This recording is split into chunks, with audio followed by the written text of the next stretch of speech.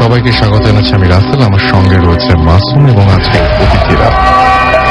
এবং কয়েকদিন ধরে আপনারা দেখছেন যে ধীরে ধীরে আমরা গরম কাটিয়ে আস্তে আস্তে শীতের দিকে যাচ্ছি এবং এখন রাত বাড়তেই যত বেশি রাত বাড়ে তত বেশি দেখা যায় যে রাতটা ঠান্ডা হয়ে যায় এবং এই ঠান্ডা রাতে গল্প সবচাইতে বেশি জমে।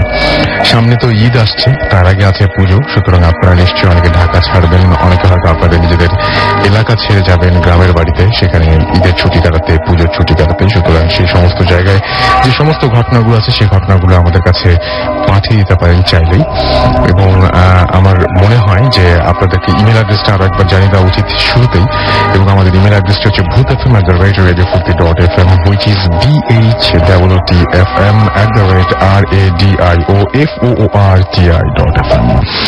আর যারা আমাদের ইমেল পাঠাতে চান তারা ইমেল পাঠাতে পারেন, SMS করতে চান SMS করতে পারেন। SMS করার নিয়মটা হচ্ছে মোবাইলের মেসেজ অপশনে গিয়ে টাইপ করুন SHOUT শাউট স্পেস আপনার নাম স্পেস আপনার মেসেজ, পাঠিয়ে দিন 9840 নাম্বারে।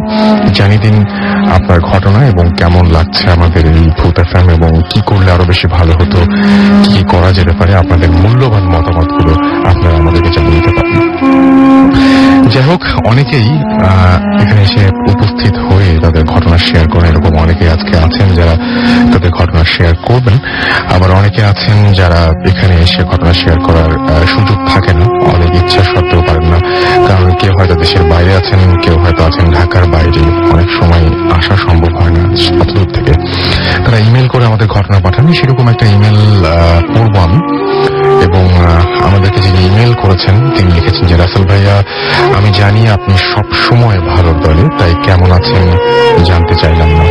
আমার নাম আলামিন, আমি খুলনা পলিটেকনিকে ইলেকট্রিক্যাল বিভাগে পড়ি। আমি ভূত এফএমের একজন নিয়মিত শ্রোতা।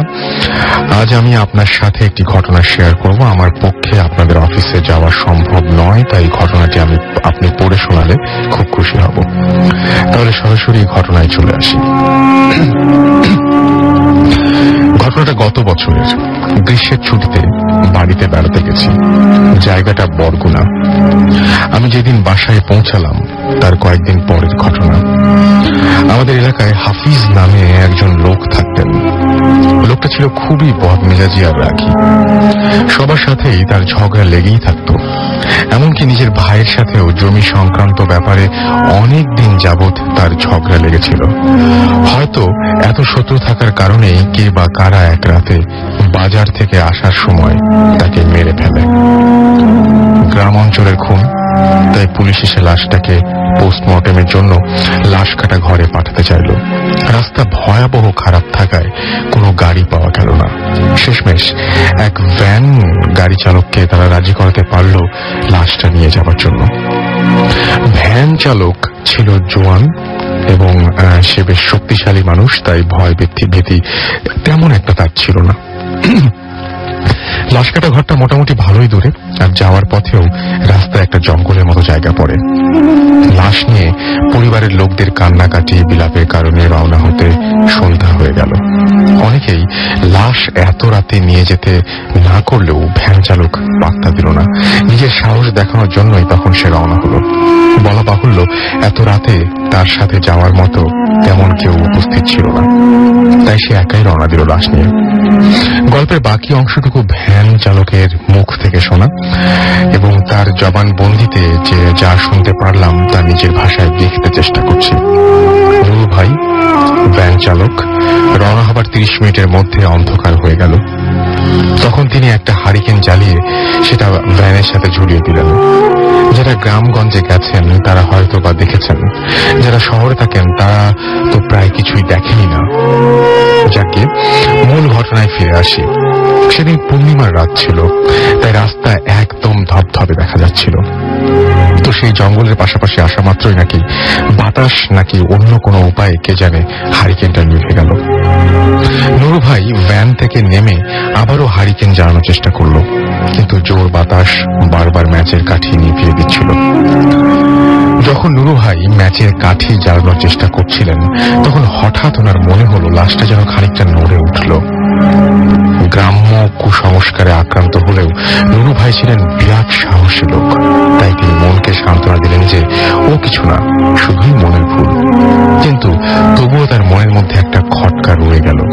হারিকেনটা শেষ পর্যন্ত জ্বালাতে না পেরে হাল ছেড়ে দিলেন তিনি। ভাবলেন চাঁদের আলোতেই কাজ চালিয়ে নিতে পারবেন।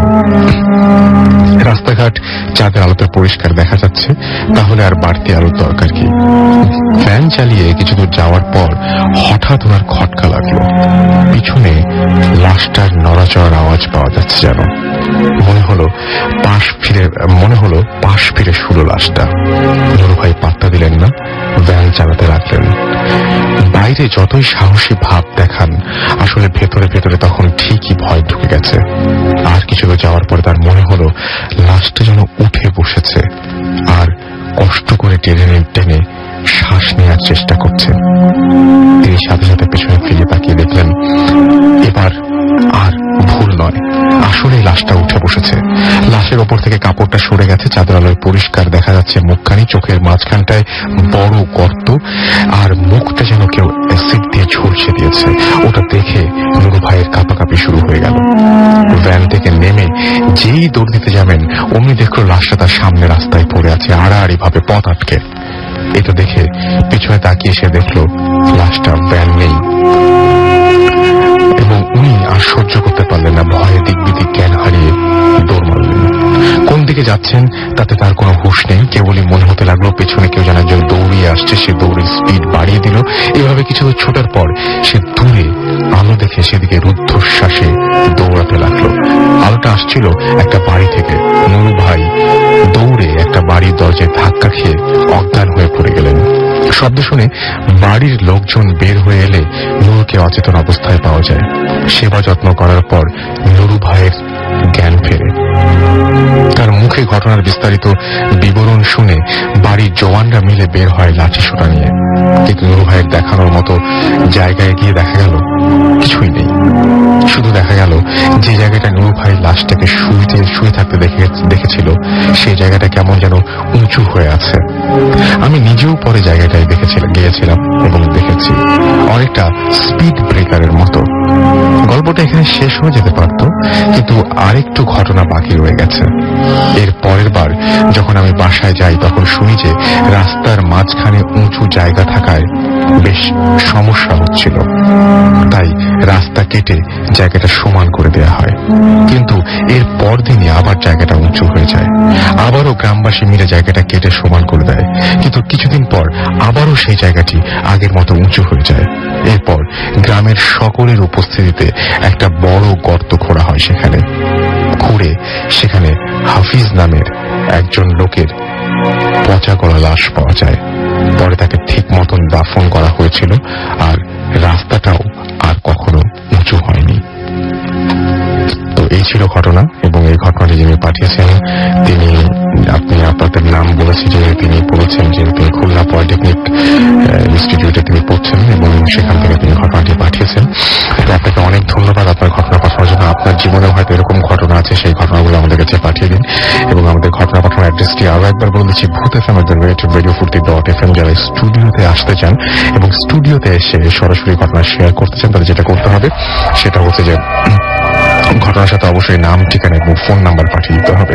কোথা থেকে লিখছেন, কোথায় ঘটনাটি ঘটেছে সেটা হয়তো আমরা উল্লেখ করার আগে আপনি জানিয়ে দিতে পারেন। যেটা উল্লেখ করা যাবে না, আমরা সেক্ষেত্রে সেটা উল্লেখ করব না। কিন্তু আপনাকে জানাতে হবে ঘটনাটা কোথায় ঘটেছে, এটা অনেকের সামনে ঘটেছে কিনা। আর আপনারা অনেকেই অনেক আক্ষেপ করেন, অনেকে অনেক কষ্ট পান যে অনেকের ইমেল আমরা পড়ি না, অনেককে আমরা ইনভাইট করি না। কিন্তু আপনারা নিজেরাও জানেন যে কারণগুলো কি। আপনারা নিজেরা খুব ভালোভাবে জানেন, কারণ যে সমস্ত ঘটনাগুলো, সেই ঘটনাগুলো যারা পাঠাচ্ছেন তারা নিজেরা জানেন যে ঘটনাটা আসলে কতটা আসলে সবাইকে শোনানোর মতো, বা সে ঘটনাটা আপনারা কোথা থেকে পেয়েছেন বা কিভাবে শুনলেন। এই ব্যাপারগুলো কিন্তু কাজ করে। আমি যেরকম জানি আপনিও জানেন যে কেন আপনার ঘটনাটা সিলেক্ট করা হচ্ছে না। আমরা সবসময় কষ্ট পাই কাউকে না করতে, বাট আপনার চাইতে যদি আরো একটা ভালো ঘটনা আমরা পেয়ে যাই, সেক্ষেত্রে আপনার ঘটনাটি বাদ পড়ে যাওয়ার সম্ভাবনা খুব বেশি। রাহাত আমাকে লিখেছেন যে রাসেল ভাই, আমরা 4 জন ফ্রেন্ড মিলে ঘরের লাইট নিভিয়ে ভূত এফএম শুনছি। আপলা আমাকে লিখেছেন যে কেমন আছেন টিং, তিনি আমাকে SMS করেছেন টিং যাও কক্সবাজার থেকে, এবং আমাদের কামরুল চিটাগং থেকে SMS করেছেন আমাদেরকে রেজা মতিঝিল থেকে, এছাড়াও জীবন আমাদের SMS করেছেন রূপগঞ্জ থেকে, আমাদেরকে অমল SMS করেছেন, এছাড়াও SMS করেছেন দেখতে পাচ্ছি রাজু কাউসার আমাকে SMS করেছেন পুলিশ লাইন ময়মনসিং থেকে, তিতুমি আমাকে SMS করেছেন এবং তিনি ঝাউতলা কক্সবাজার থেকে আমাদের SMS-টা পাঠিয়েছেন। ফাজিল ভূত আমাদের SMS করেছেন আমাদেরকে বিজয় উত্তরা থেকে, এবং তিনি বলছেন যে আজকের কাহিনীগুলি জোশ, এটা আপনি না শুনে কিন্তু পাঠিয়ে দিয়েছেন, কারণ কাহিনীগুলি কি একটা কাহিনী কেবল শেষ করলাম আমরা। যাই হোক, আমাদেরকে এছাড়াও হৃদয় SMS করেছেন, এছাড়াও SMS করেছেন আমাদেরকে মেঘলা এবং মোহনা বরিশাল থেকে, লিমন আমাদের SMS করেছেন আমাদেরকে, এছাড়াও হুমায়রা রোকেয়া হল থেকে, এছাড়াও রিফাত আমাদের SMS করেছেন চট্টগ্রাম থেকে। যাই হোক, যারা SMS পাঠাবেন তাদেরকে অনেক অনেক ধন্যবাদ, এবং যারা SMS পাঠাতে চাচ্ছেন তাদেরকে বলি যে আপনার মোবাইলের মেসেজ ওখানে গিয়ে টাইপ করুন SHOUT শাউট, স্পেস আপনার নাম, স্পেস আপনার মেসেজ পাঠিয়ে দেন 9840 নম্বরে, আপনার এয়ারটেল নাম্বার থেকে বা অন্য যে কোনো নাম্বার থেকে। আনফর্চুনেটলি যদি কেউ আজকের এপিসোডটি মিস করে ফেলেন তাহলে একেবারে চিন্তার কিছু নেই, আপনার এয়ারটেল এম রেডিও থেকে আপনি এই এপিসোডটি আরো একবার শুনতে পাবেন। সেটা আপনি যেটা করতে হবে সেটা হচ্ছে আপনাকে আপনার এয়ারটেল নাম্বার থেকে ডায়াল করতে হবে 4040, সিলেক্ট করতে হবে চ্যানেল 22, এবং তারপরে দেখবেন যে একের পর এক বিভিন্ন এপিসোড শোনার জন্য আপনাকে অপশন দেওয়া হচ্ছে। আপনি যে এপিসোডটি মিস করেছেন বা যে এপিসোডটি আপনি পুনরায় শুনতে চান সেই এপিসোডটি আপনি সেখান থেকে শুনতে পারবেন। And now listeners can get the Bhoot FM tune as their caller tunes, my tunes from Airtel. Bhoot FM tune code is 92125 and you can activate it by sending SMS. Just এখন যেটা play করা হচ্ছে সেটা, এবং এটা পাঠানোর জন্য আপনার মোবাইলের মেসেজ এখানে গিয়ে টাইপ করুন সিটি স্পেস দিয়ে 92125 এবং সেই এসএমএসটি পাঠিয়ে দিন 3123 নাম্বারে। আমরা চলে যাব ঘটনায়, তবে তার আগে একটা ছোট্ট বিজ্ঞাপন বিরতি আমাদের নিতে হচ্ছে, এবং বিজ্ঞাপন বিরতির পর আমরা চলে যাচ্ছি অতিথিদের ঘটনায়। সেই পর্যন্ত সবাই আমাদের সঙ্গে থাকুন। স্টে টিউনড টু রেডিও ফুর্তি এন্ড ডোন্ট স্টপ দ্য ফুর্তি। Bhoot FM haunted by Airtel.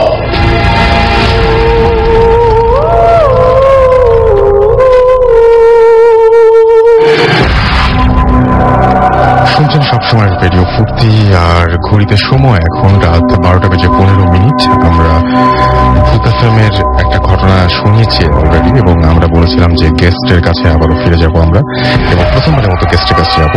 তার একটা ছোট্ট বিজ্ঞাপন বিরতি নিয়েছিলাম, এবং আমি রাস্তায় আছি, আপনার সাথে আছে আমাদের সাথে মাসুম এবং আজকের অতিথিরা। প্রথম অতিথির কাছে আমরা যাব এখন, তবে তার আগে আমাদের ছোট্ট একজন লিসেনার আছেন, তার সাথে আমরা একটু কথা বলবো।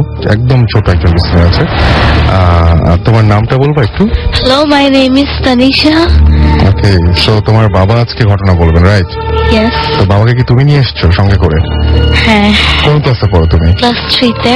ক্লাস 3 তে পড়ছো? ওকে, ভূত এফএম শোনো? হ্যাঁ, শুনি। ভয় লাগে? না। ভয় লাগে না? বাবার গল্পগুলো শুনে কি ভয় লেগেছিল? না। ভয় লাগে না? ওকে, দেখি তো বাবার গল্প শুনে ভয় লাগেনি তানিশার, বাট আপনাদের হয়তো ভয় লাগতে পারে, সেটা আমরা আশা করবো আর কি। যাই হোক, তানিশা অনেক সাহসী বোঝা যাচ্ছে। তো আমরা সরাসরি আপনার ঘটনা যাচ্ছি। আপনার নামটা একটু বলবেন, কোথা থেকে এসেছেন প্লিজ? আমি মাসুম, বনানী থেকে এসেছি। First I want to tell thanks a lot to our dearest Russell bhai, and also thanks to our presented younger daughter and her mom Rihanna. Actually আমার স্টকে ইন মাই লাইফ 10 থেকে 15টা মতো ঘটনা আছে। আচ্ছা। এবং প্রত্যেকটি হচ্ছে 100% রিয়েল, এবং এখানে কোনো ম্যানিপুলেট নেই অ্যাকচুয়ালি। আচ্ছা। তার মধ্যে এখন একটা যে ঘটনা বলবো সেটা একটু বলি আমি। এটা হচ্ছে খুলনায়, আমার হোম ডিস্ট্রিক্ট খুলনাতে। খুলনায় আমার বড় ভাইয়ের মাদার ইন লর কে নিয়ে, উনি 2007 এর দিকে মারা যান। তো মারা গেলে যথারীতি ফ্যামিলিতে যে ধরনের ঘটনাগুলো ঘটে এগুলো সব হয়ে যায়, এবং ওনাকে দাফন করা হয়। আমি ফার্স্টে বলি, উনি পরিবারটা যথেষ্ট ধার্মিক ছিলেন, এবং ওনার হাজব্যান্ড আগেই এক্সপায়ার্ড করেন, এবং নিজস্ব কবরস্থানে, পারিবারিক কবরস্থানে ওনাকে দাফন করা হয়। তো যখন দাফন করা হয়, ওনার আরো ছেলে মেয়ে অনেকে আছে, অলমোস্ট 5 সান এবং 2 or 3 গার্ল। সবাই উপস্থিত ছিল এবং গ্রামের আদার্স যারা সম্মানিত লোকজন, হুজুর, এনারা সবাই উপস্থিত ছিলেন। তো ওনাকে যখন দাফন করা হয় তখন ওনার ছেলেরা ওনার সঙ্গে মানে জাস্ট ওনাকে কবরে নামানোর জন্য ওনার কবরে নেমেছিলেন। তো এই সময় ওনার মেজো ছেলের পকেট থেকে কোনো এক সময় মোবাইল পড়ে যায়, যেটা অ্যাকচুয়ালি উনি জানতেন না। তো স্বাভাবিক সব কবর হয়ে যাওয়ার পর যে যার মতো চলে যায় দোয়া টোয়া করে। আচ্ছা, আমরা আজকে শুরু করতে চেয়েছিলাম অন্য একটা ঘটনা দিয়ে, সেই ঘটনাটা আমরা একটু শুনি। আমরা শুরু করতে চেয়েছিলাম, আপনার মনে হয় আরেকটা ঘটনা বলেছিলেন আপনি, এবং সেই ঘটনা দিয়ে আমরা শুরু করতে চাচ্ছিলাম আজকে। আচ্ছা, এখানে একটা কয়েকটাই ঘটনা আছে। এর মধ্যে আমি ভূত যেটা নিজে একটা প্র্যাকটিক্যাল নিজে দেখেছিলাম, আপনি ছোটবেলায় দেখেছিলেন আপনাদের এলাকায়। এই ঘটনাটা হচ্ছে 80-র পরে, মেবি 81 or 82। তখন আমি ছোট, আমাদের এটাও খুলনাতেই। তো যেহেতু আমরা জয়েন্ট ফ্যামিলি ছিলাম, আমরা 4-5 ভাই বোন। সন্ধ্যার পরে ওই দিন কারেন্ট ছিল না বেসিক্যালি। তো কারেন্ট না থাকাতে এবং রাতটা একটু অন্ধকার ছিল, তো পাওয়ার না থাকাতে আমরা সাধারণত সন্ধ্যার পরে একটু গেমস করি, বিভিন্ন রকম গেমস করি। তো ওদিন যেহেতু গেমস করা হয়নি এবং যথেষ্ট জোনাকি পোকা দেখা যাচ্ছিল। আর আমি একটু বলি যে আমাদের বাড়িটা অলমোস্ট 2 বিঘার মতো ছিল, যেটা মাঝখান থেকে একটা রোড ক্রিয়েট করা হয়েছিল কোন এক কারণে, যে কারণে বাড়িটা 2টা ভাগ হয়ে যায়। তার ম্যাক্সিমাম পোর্শনে হচ্ছে আমরা ছিলাম এবং একটা মিনিমাম পোর্শনে ওটা হচ্ছে জাস্ট পরিত্যক্ত ছিল, এবং যেখানে যথেষ্ট জঙ্গল ছিল, বাঁশঝাড় এই ধরনের, এবং যথেষ্ট নোংরা, এখানে অ্যাকচুয়ালি কেউ যেত না। তো আমরা যখন সন্ধ্যার পরে জোনাকি পোকা ধরছি, তো সবাই জোনাকি পোকা ধরতে ধরতে আমরা মেইন বাড়ি থেকে রোডের দিকে যাই। আর একটা স্বাভাবিক বিষয়, যেটা জোনাকি পোকাগুলো হয় কি, যখন ধরতে যান কি করে আরো দূরে চলে যায়, এবং যেদিকে বেশি অন্ধকার এরা সেদিকে চলে যায়। যাই হোক, আমরা ঠিক ওরকমই ওদের পিছনে ছুটতে ছুটতে ছুটতে মেইন রোড হয়ে দেন আমরা ওই পিছনের বাড়িটা চলে যাই। তো যখন চলে যাই, খুব একটু ভিতরে যখন ঢুকে যায় জঙ্গলের মধ্যে, তখন আমি 20 to 25 ফিট থেকে আমি একটু ডিফারেন্ট প্যারানরমাল অ্যাক্টিভিটি আমি একটু ফিল করি। আচ্ছা, যেমন বাট তখন আমি এরকম কনফার্ম না, কারণ তবে এর আগে আমি শুনেছিলাম যে আমাদের পিছনে ওই জঙ্গলটায় ধরুন বাঁশঝাড় বলা হতো, ওখানে কিছু ডিফারেন্ট কিছু একটা আছে যেটা সবাইকে ভয় দিত, বাট বড় কোনো ক্ষতি করতো না। আচ্ছা, তো যা হোক, আমি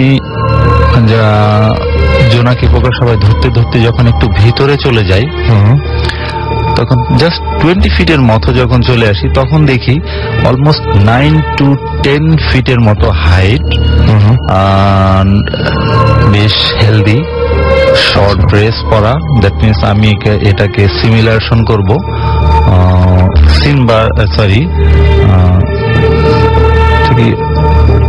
একটা দৈত্য টাইপ, এরকম আর কি। অনেক, তার মানে আপনি বলতে চাচ্ছেন যে অনেক বিশাল দেহী, রাইট। আলাউদ্দিনের যেরকম আমরা মানে দেখে অভ্যস্ত, বা যেরকম পরে অভ্যস্ত, রাইট। তার হাতে একটা শর্ট লাঠি ছিল, এটা 1 ফিট থেকে 2 ফিট এরকম সাইজ, খালি পা, শর্ট ড্রেস বলতে মেবি একটু লুঙ্গিও হতে পারে, একটা শর্ট প্যান্ট হতে পারে। মাথায় চুল নেই, মাথাটা বেশ মোটা, পেট উঁচু, এবং সব ফিগারটা জাস্ট অ্যাবনর্মাল। আর তখন আমি জিনিসটা দেখে আমি আশ্চর্য হইনি, বাট যখন একটা সিমটম দেখলাম তখন আমি বেশ আশ্চর্য হলাম। সেই সিমটমটা হচ্ছে, আমরা সাধারণত যারা হিউম্যান, যারা মানুষ, তাদের ফ্রন্ট পায়ের ফিঙ্গার গুলো থাকে ফ্রন্ট সাইডে, বাট আমি ওটাকে দেখলাম যে just right leg and left leg both side finger গুলো ডান দিকে এবং বাম দিকে। আচ্ছা, আমি তখনও কনফার্ম হয়নি, মানে আমি তখনও পরিপূর্ণ বুঝতে পারিনি। বাট যখন আমি খুব আশ্চর্য হলাম এবং আরো ক্লোজ হলাম, যখন ক্লোজ হয়েছি আমি অলমোস্ট সে আমার থেকে 8 to 10 ফিট, তখন আমি দেখি যে সে আমার থেকে আসলে অনেক উঁচু এবং খুব বিশ্রী দেখতে, এবং সে লাঠি নিয়ে ঠিক আমাদের দিকে আসছে। তখন আমি পরিপূর্ণ বুঝতে পারি এবং আমার বোন সঙ্গে ছিল, সে আমাকে আগে থেকে সতর্ক করছিল, বাট তখনও আমি এটা ঠিক আমলে বা নেইনি। বাট ঠিক তখনই সে আমাকে হাত ধরে টেনে আমাকে দৌড়ে নিয়ে যায়। এই হচ্ছে ফার্স্ট তাকে আমি দেখেছিলাম। আর এর সঙ্গে কিছু সিমটম আমি পরে পেয়েছিলাম, যেটা বোঝার পরে সেটা হচ্ছে, যেহেতু আমি যেখানে ছিলাম এটা হচ্ছে একটা ইন্ডাস্ট্রিয়াল এরিয়া, রাতের বেলায় অনেক লোক এখানে চলাচল করে, তো সেখানে সে বিভিন্ন লোককে রাতের বেলা ভয় দেখাতো। তো ভয়ের সিমটমটা ঠিক এরকম ছিল যে কখনো সে কোনো মানুষকে দেখলে বাঁশঝাড়ের একদম টপ বাঁশঝাড়টা টেনে একদম মাটির দিকে নিয়ে আসতো এবং বিকট শব্দ করত। কখনো দুইটা বাঁশকে মিলে জাস্ট ঘর্ষণ করত, আবার কখনো বিকট বিভিন্ন রকম বাজে আওয়াজ করত। তো এরকম আমরা জেনেছি বা দেখেছি যে যতদিন এই জঙ্গলটা ছিল ওখানে পপুলেশন অনেক বাড়েনি, ততক্ষণ সে ওরকম বিভিন্ন রকম প্রবলেম করতো, বাট কারো রকম ক্ষতি করেনি। বাট যখন বাগানটা আসলে ডিস্ট্রয় হয়ে যায় তখন অ্যাকচুয়ালি সে তাকে আর দেখতে পাওয়া যায়নি। ফার্স্ট এবং আপনি একদম সামনাসামনি দেখেছিলেন চোখের সামনে, এবং নিশ্চয়ই সেই দৃশ্যের কথা এখন আপনার মাঝে মাঝে মনে পড়ে। 100%। ওকে, সো এই ছিল ঘটনা, এবং এর মাঝখানে আরো কিছু SMS চলে এসছে। সেই SMS গুলো আমরা পড়ে ফেলতে চাই। আমাদেরকে দেখতে পাচ্ছি যে কৃতান্ত SMS করেছেন নওগাঁ থেকে, এছাড়া আমাকে জারিফা SMS করেছেন বনশ্রী থেকে আমাদেরকে, এবং আমাদেরকে SMS করেছেন দেখতে পাচ্ছি রেজাউস SMS করেছেন, মামুন SMS করেছেন নরসিংদী থেকে। তারা 3 ফ্রেন্ড মিলে আমাদের স্যার একসাথে হোস্টেলে বসে ভূত FM শুনছেন। মৌ আমাদের SMS করেছেন লালমাটিয়া থেকে, এবং তিনি বলছেন যে তার ভূত FM তিনি শুনছেন এবং তার কাছে খুব ভালো লাগছে, এবং প্রতিটি এপিসোডে তার ভালো লাগছে। 3টা এপিসোড তিনি এখন পর্যন্ত শুনেছেন। এছাড়াও কিষান SMS করেছেন আমাদেরকে, SMS করেছেন তোফায়েল হোসাইন ফরিদপুর থেকে, এবং আমাদেরকে SMS করে তিনি লিখেছেন যে তার ভয় পাওয়া যেতে ঘটনা শুনতে বেশি ভালো লাগে। এছাড়া আমাদেরকে শামীম SMS করেছেন, এবং তিনি বলছেন যে আমরা ভূত FM শুনছি, খুব উপভোগ করছি। আরিফ আমাদের SMS করেছেন আমাদেরকে দেখতে পাচ্ছি রকি বরিশাল থেকে। এছাড়াও সাকিব আমাদের SMS করেছেন ওয়ারি থেকে। নিরয় আমাদের SMS করেছেন, এবং আমাদের তার কালকে এক্সাম, এবং আমার যেটা মনে হয় যে এখন আপনার পড়াশোনা এবং ঘুমের দিকে মনোযোগ দেওয়া উচিত বেশি। আমাদেরকে এছাড়াও SMS করেছেন সাতক্ষীরা থেকে মোহাম্মদ সাদ্দাম এবং ইমন। এছাড়াও ইমন আমাদেরকে শরীয়তপুর থেকে SMS করেছেন, এবং তিনি বলছেন যে কিভাবে স্টুডিওতে আসবো। আমরা সেই ভূত FM মোটামুটি 2.5 বছরের মতো হয়ে গেল, আমরা তখন থেকে বলে আসছি যে একমাত্র আসার উপায় হচ্ছে আপনার অবশ্যই ঘটনা পাঠিয়ে, আপনার ঘটনা যদি সিলেক্টেড হয় তাহলে ডেফিনেটলি আপনি চান্স পাবেন এখানে আসার। এবং আপনাকে ইমেল অ্যাড্রেস লিখে রাখতে হবে বা মনে রাখতে হবে, ভূতfm@radiofurti.fm। এটা হচ্ছে আমাদের ইমেল অ্যাড্রেস। এই অ্যাড্রেসে আপনার ঘটনা পাঠিয়ে দিন, নাম, ঠিকানা এবং ফোন নাম্বার সহ। আপনার ঘটনা ভালো হলে ডেফিনেটলি আমরাই আপনাকে খুঁজে বের করব।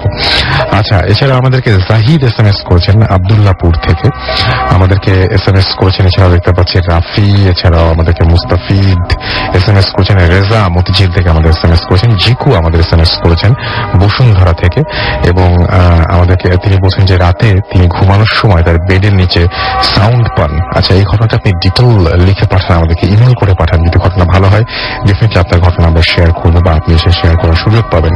আলামিন আমাদের SMS করেছেন চয়ন, এবং তিনি এছাড়াও SMS করেছেন সাইফুল, SMS করেছেন আমাদেরকে সাকিব ফেনী থেকে।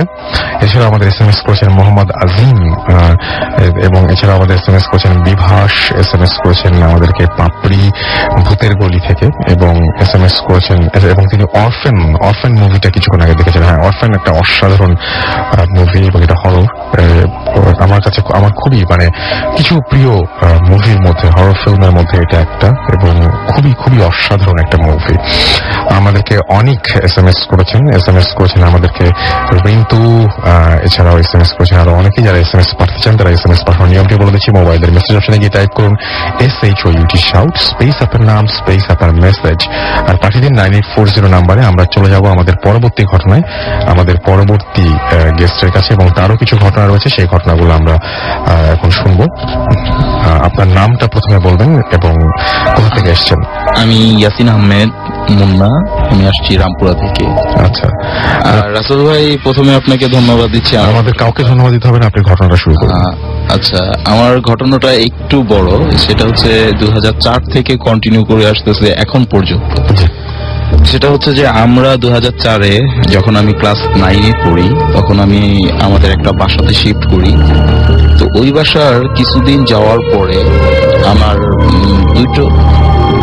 দুটো আর কি, এখানে আমাদের বেডরুম দুটো, ড্রয়িং নাই, ডাইনিং নেই, কোনো স্পেস নাই, জাস্ট দুটো বেডরুম আর মাঝখানে হচ্ছে পাকের ঘর এবং টয়লেটটা। তো আমি, আমার মা এবং আমার বোনেরা ভেতরের রুমটায় ঘুমাতো এবং আমি ফ্লোরিং করতাম, আমার বাবা খাটে থাকতো। তো ফ্লোরিং করার ইয়েতে মাঝে মাঝে রাতেবেলা 1টা, 1:30, 12টা কিংবা 1টা, 1:30, 2টা, 3টা বাজে, এই সময় আমি পায়ের সাউন্ড পাইতাম। রুমের ভিতরে কেউ হাইটে যাচ্ছে, এমনকি আমার মাথার উপর দিয়ে, আমার মাথার পাশ দিয়ে, আবার মশারি ধরে টান দিত। তো এই ঘটনাগুলো আমার বাবাকে কিংবা আমার মাকে বললে ওরা বলতো যে এইগুলো কিছু না, তুমি হয়তোবা ভুল শুনছো রাতের বেলা। আমি পায়ের হাঁটার আওয়াজটা ভুল শুনতে পারি, কিন্তু আমার মশারি ধরে টান দিবে কে?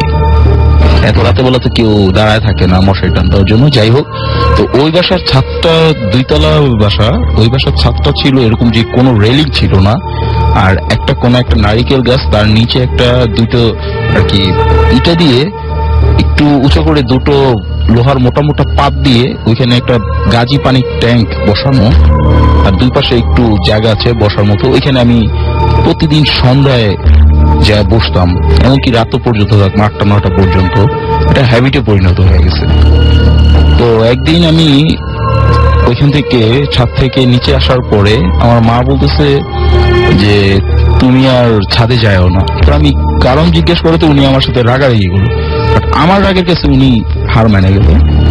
তো বলতেছে যে দেখো, আমার আরেকটু বলে নেই রাসেল ভাই, এটা হচ্ছে যেখানে আমাদের পানির ট্যাঙ্কটা, তার ঠিক নিচেই আমাদের ঘরের জানালাটা, ভিতরের সাইডের ঘরের জানালাটা। তো আমার মা নাকি একদিন দেখছে জানালা দিয়ে একটা পা নিচে, আর উপরে কাউকে দেখা যাচ্ছে না।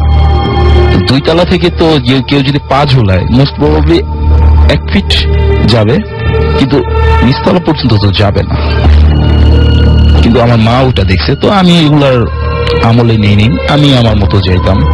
এই কিছুদিন পরে আরেকটু বলে নি, আমাদের ঘরের আর কি ছাদটা ছিল তালাবদ্ধ। বাইরের কাছ থেকে আমি চাবি চেয়ে নিয়েছি, আমি আমার মতো যাইতাম। একদিন আমি তালা খুলে যে ছাদের ভিতরে ঢুকছি, সেখানে দেখলাম একজন হুজুর টাইপের, এবং সে এত লম্বা, 7-8 ফিটের উপরে হবে, এত ইনোসেন্ট, এত সুন্দর, এরকম আমি আর কোনো হিউম্যান দেখিনি। তো আমি তাকে সম্মান জানায় সালাম দিলাম, বললাম আসসালামু আলাইকুম, আপনি কে? তো উনি আমাকে বললো আমি মেহমান। কিন্তু আপনি এখানে কেন? তালা তো লাগানো। তো রাসেল ভাই, তালা লাগানো, উনি ঢুকলো, তো উনি আমাকে বললো যে আমাকে দুষ্টমি করে ওরা তালা মেরে চলে গেছে। এই কথা বলার পরে আমিও আর কি অত কিছু বুঝতে পারিনি, জাস্ট ঘাড় ঘুরে অন্যদিকে তাকাইছি। এরপরে যে ওনার দিকে তাকাইছি, উনি ভ্যানিশ।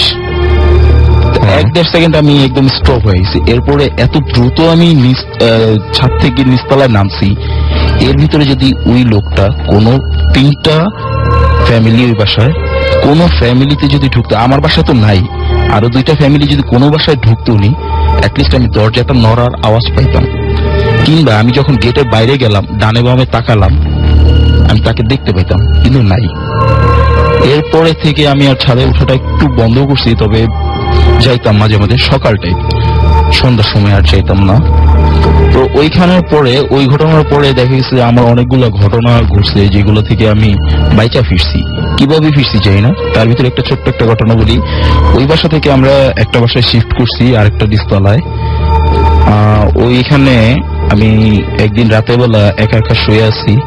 তো একটা বোবা জিন আমাকে ধরছিল, অলমোস্ট আমাকে মেরেই ফেলছিল, একদম ডেড, অলমোস্ট ডেড। তো আমি দেখলাম কি, কিছু পুলিশ বাহিনী আসলো, সোয়ার্ড যেটাকে বলে, সোয়ার্ড আসলো। আসার পরে ও দৌড়ায়া গলির ভিতর দিয়ে পালায় গেল।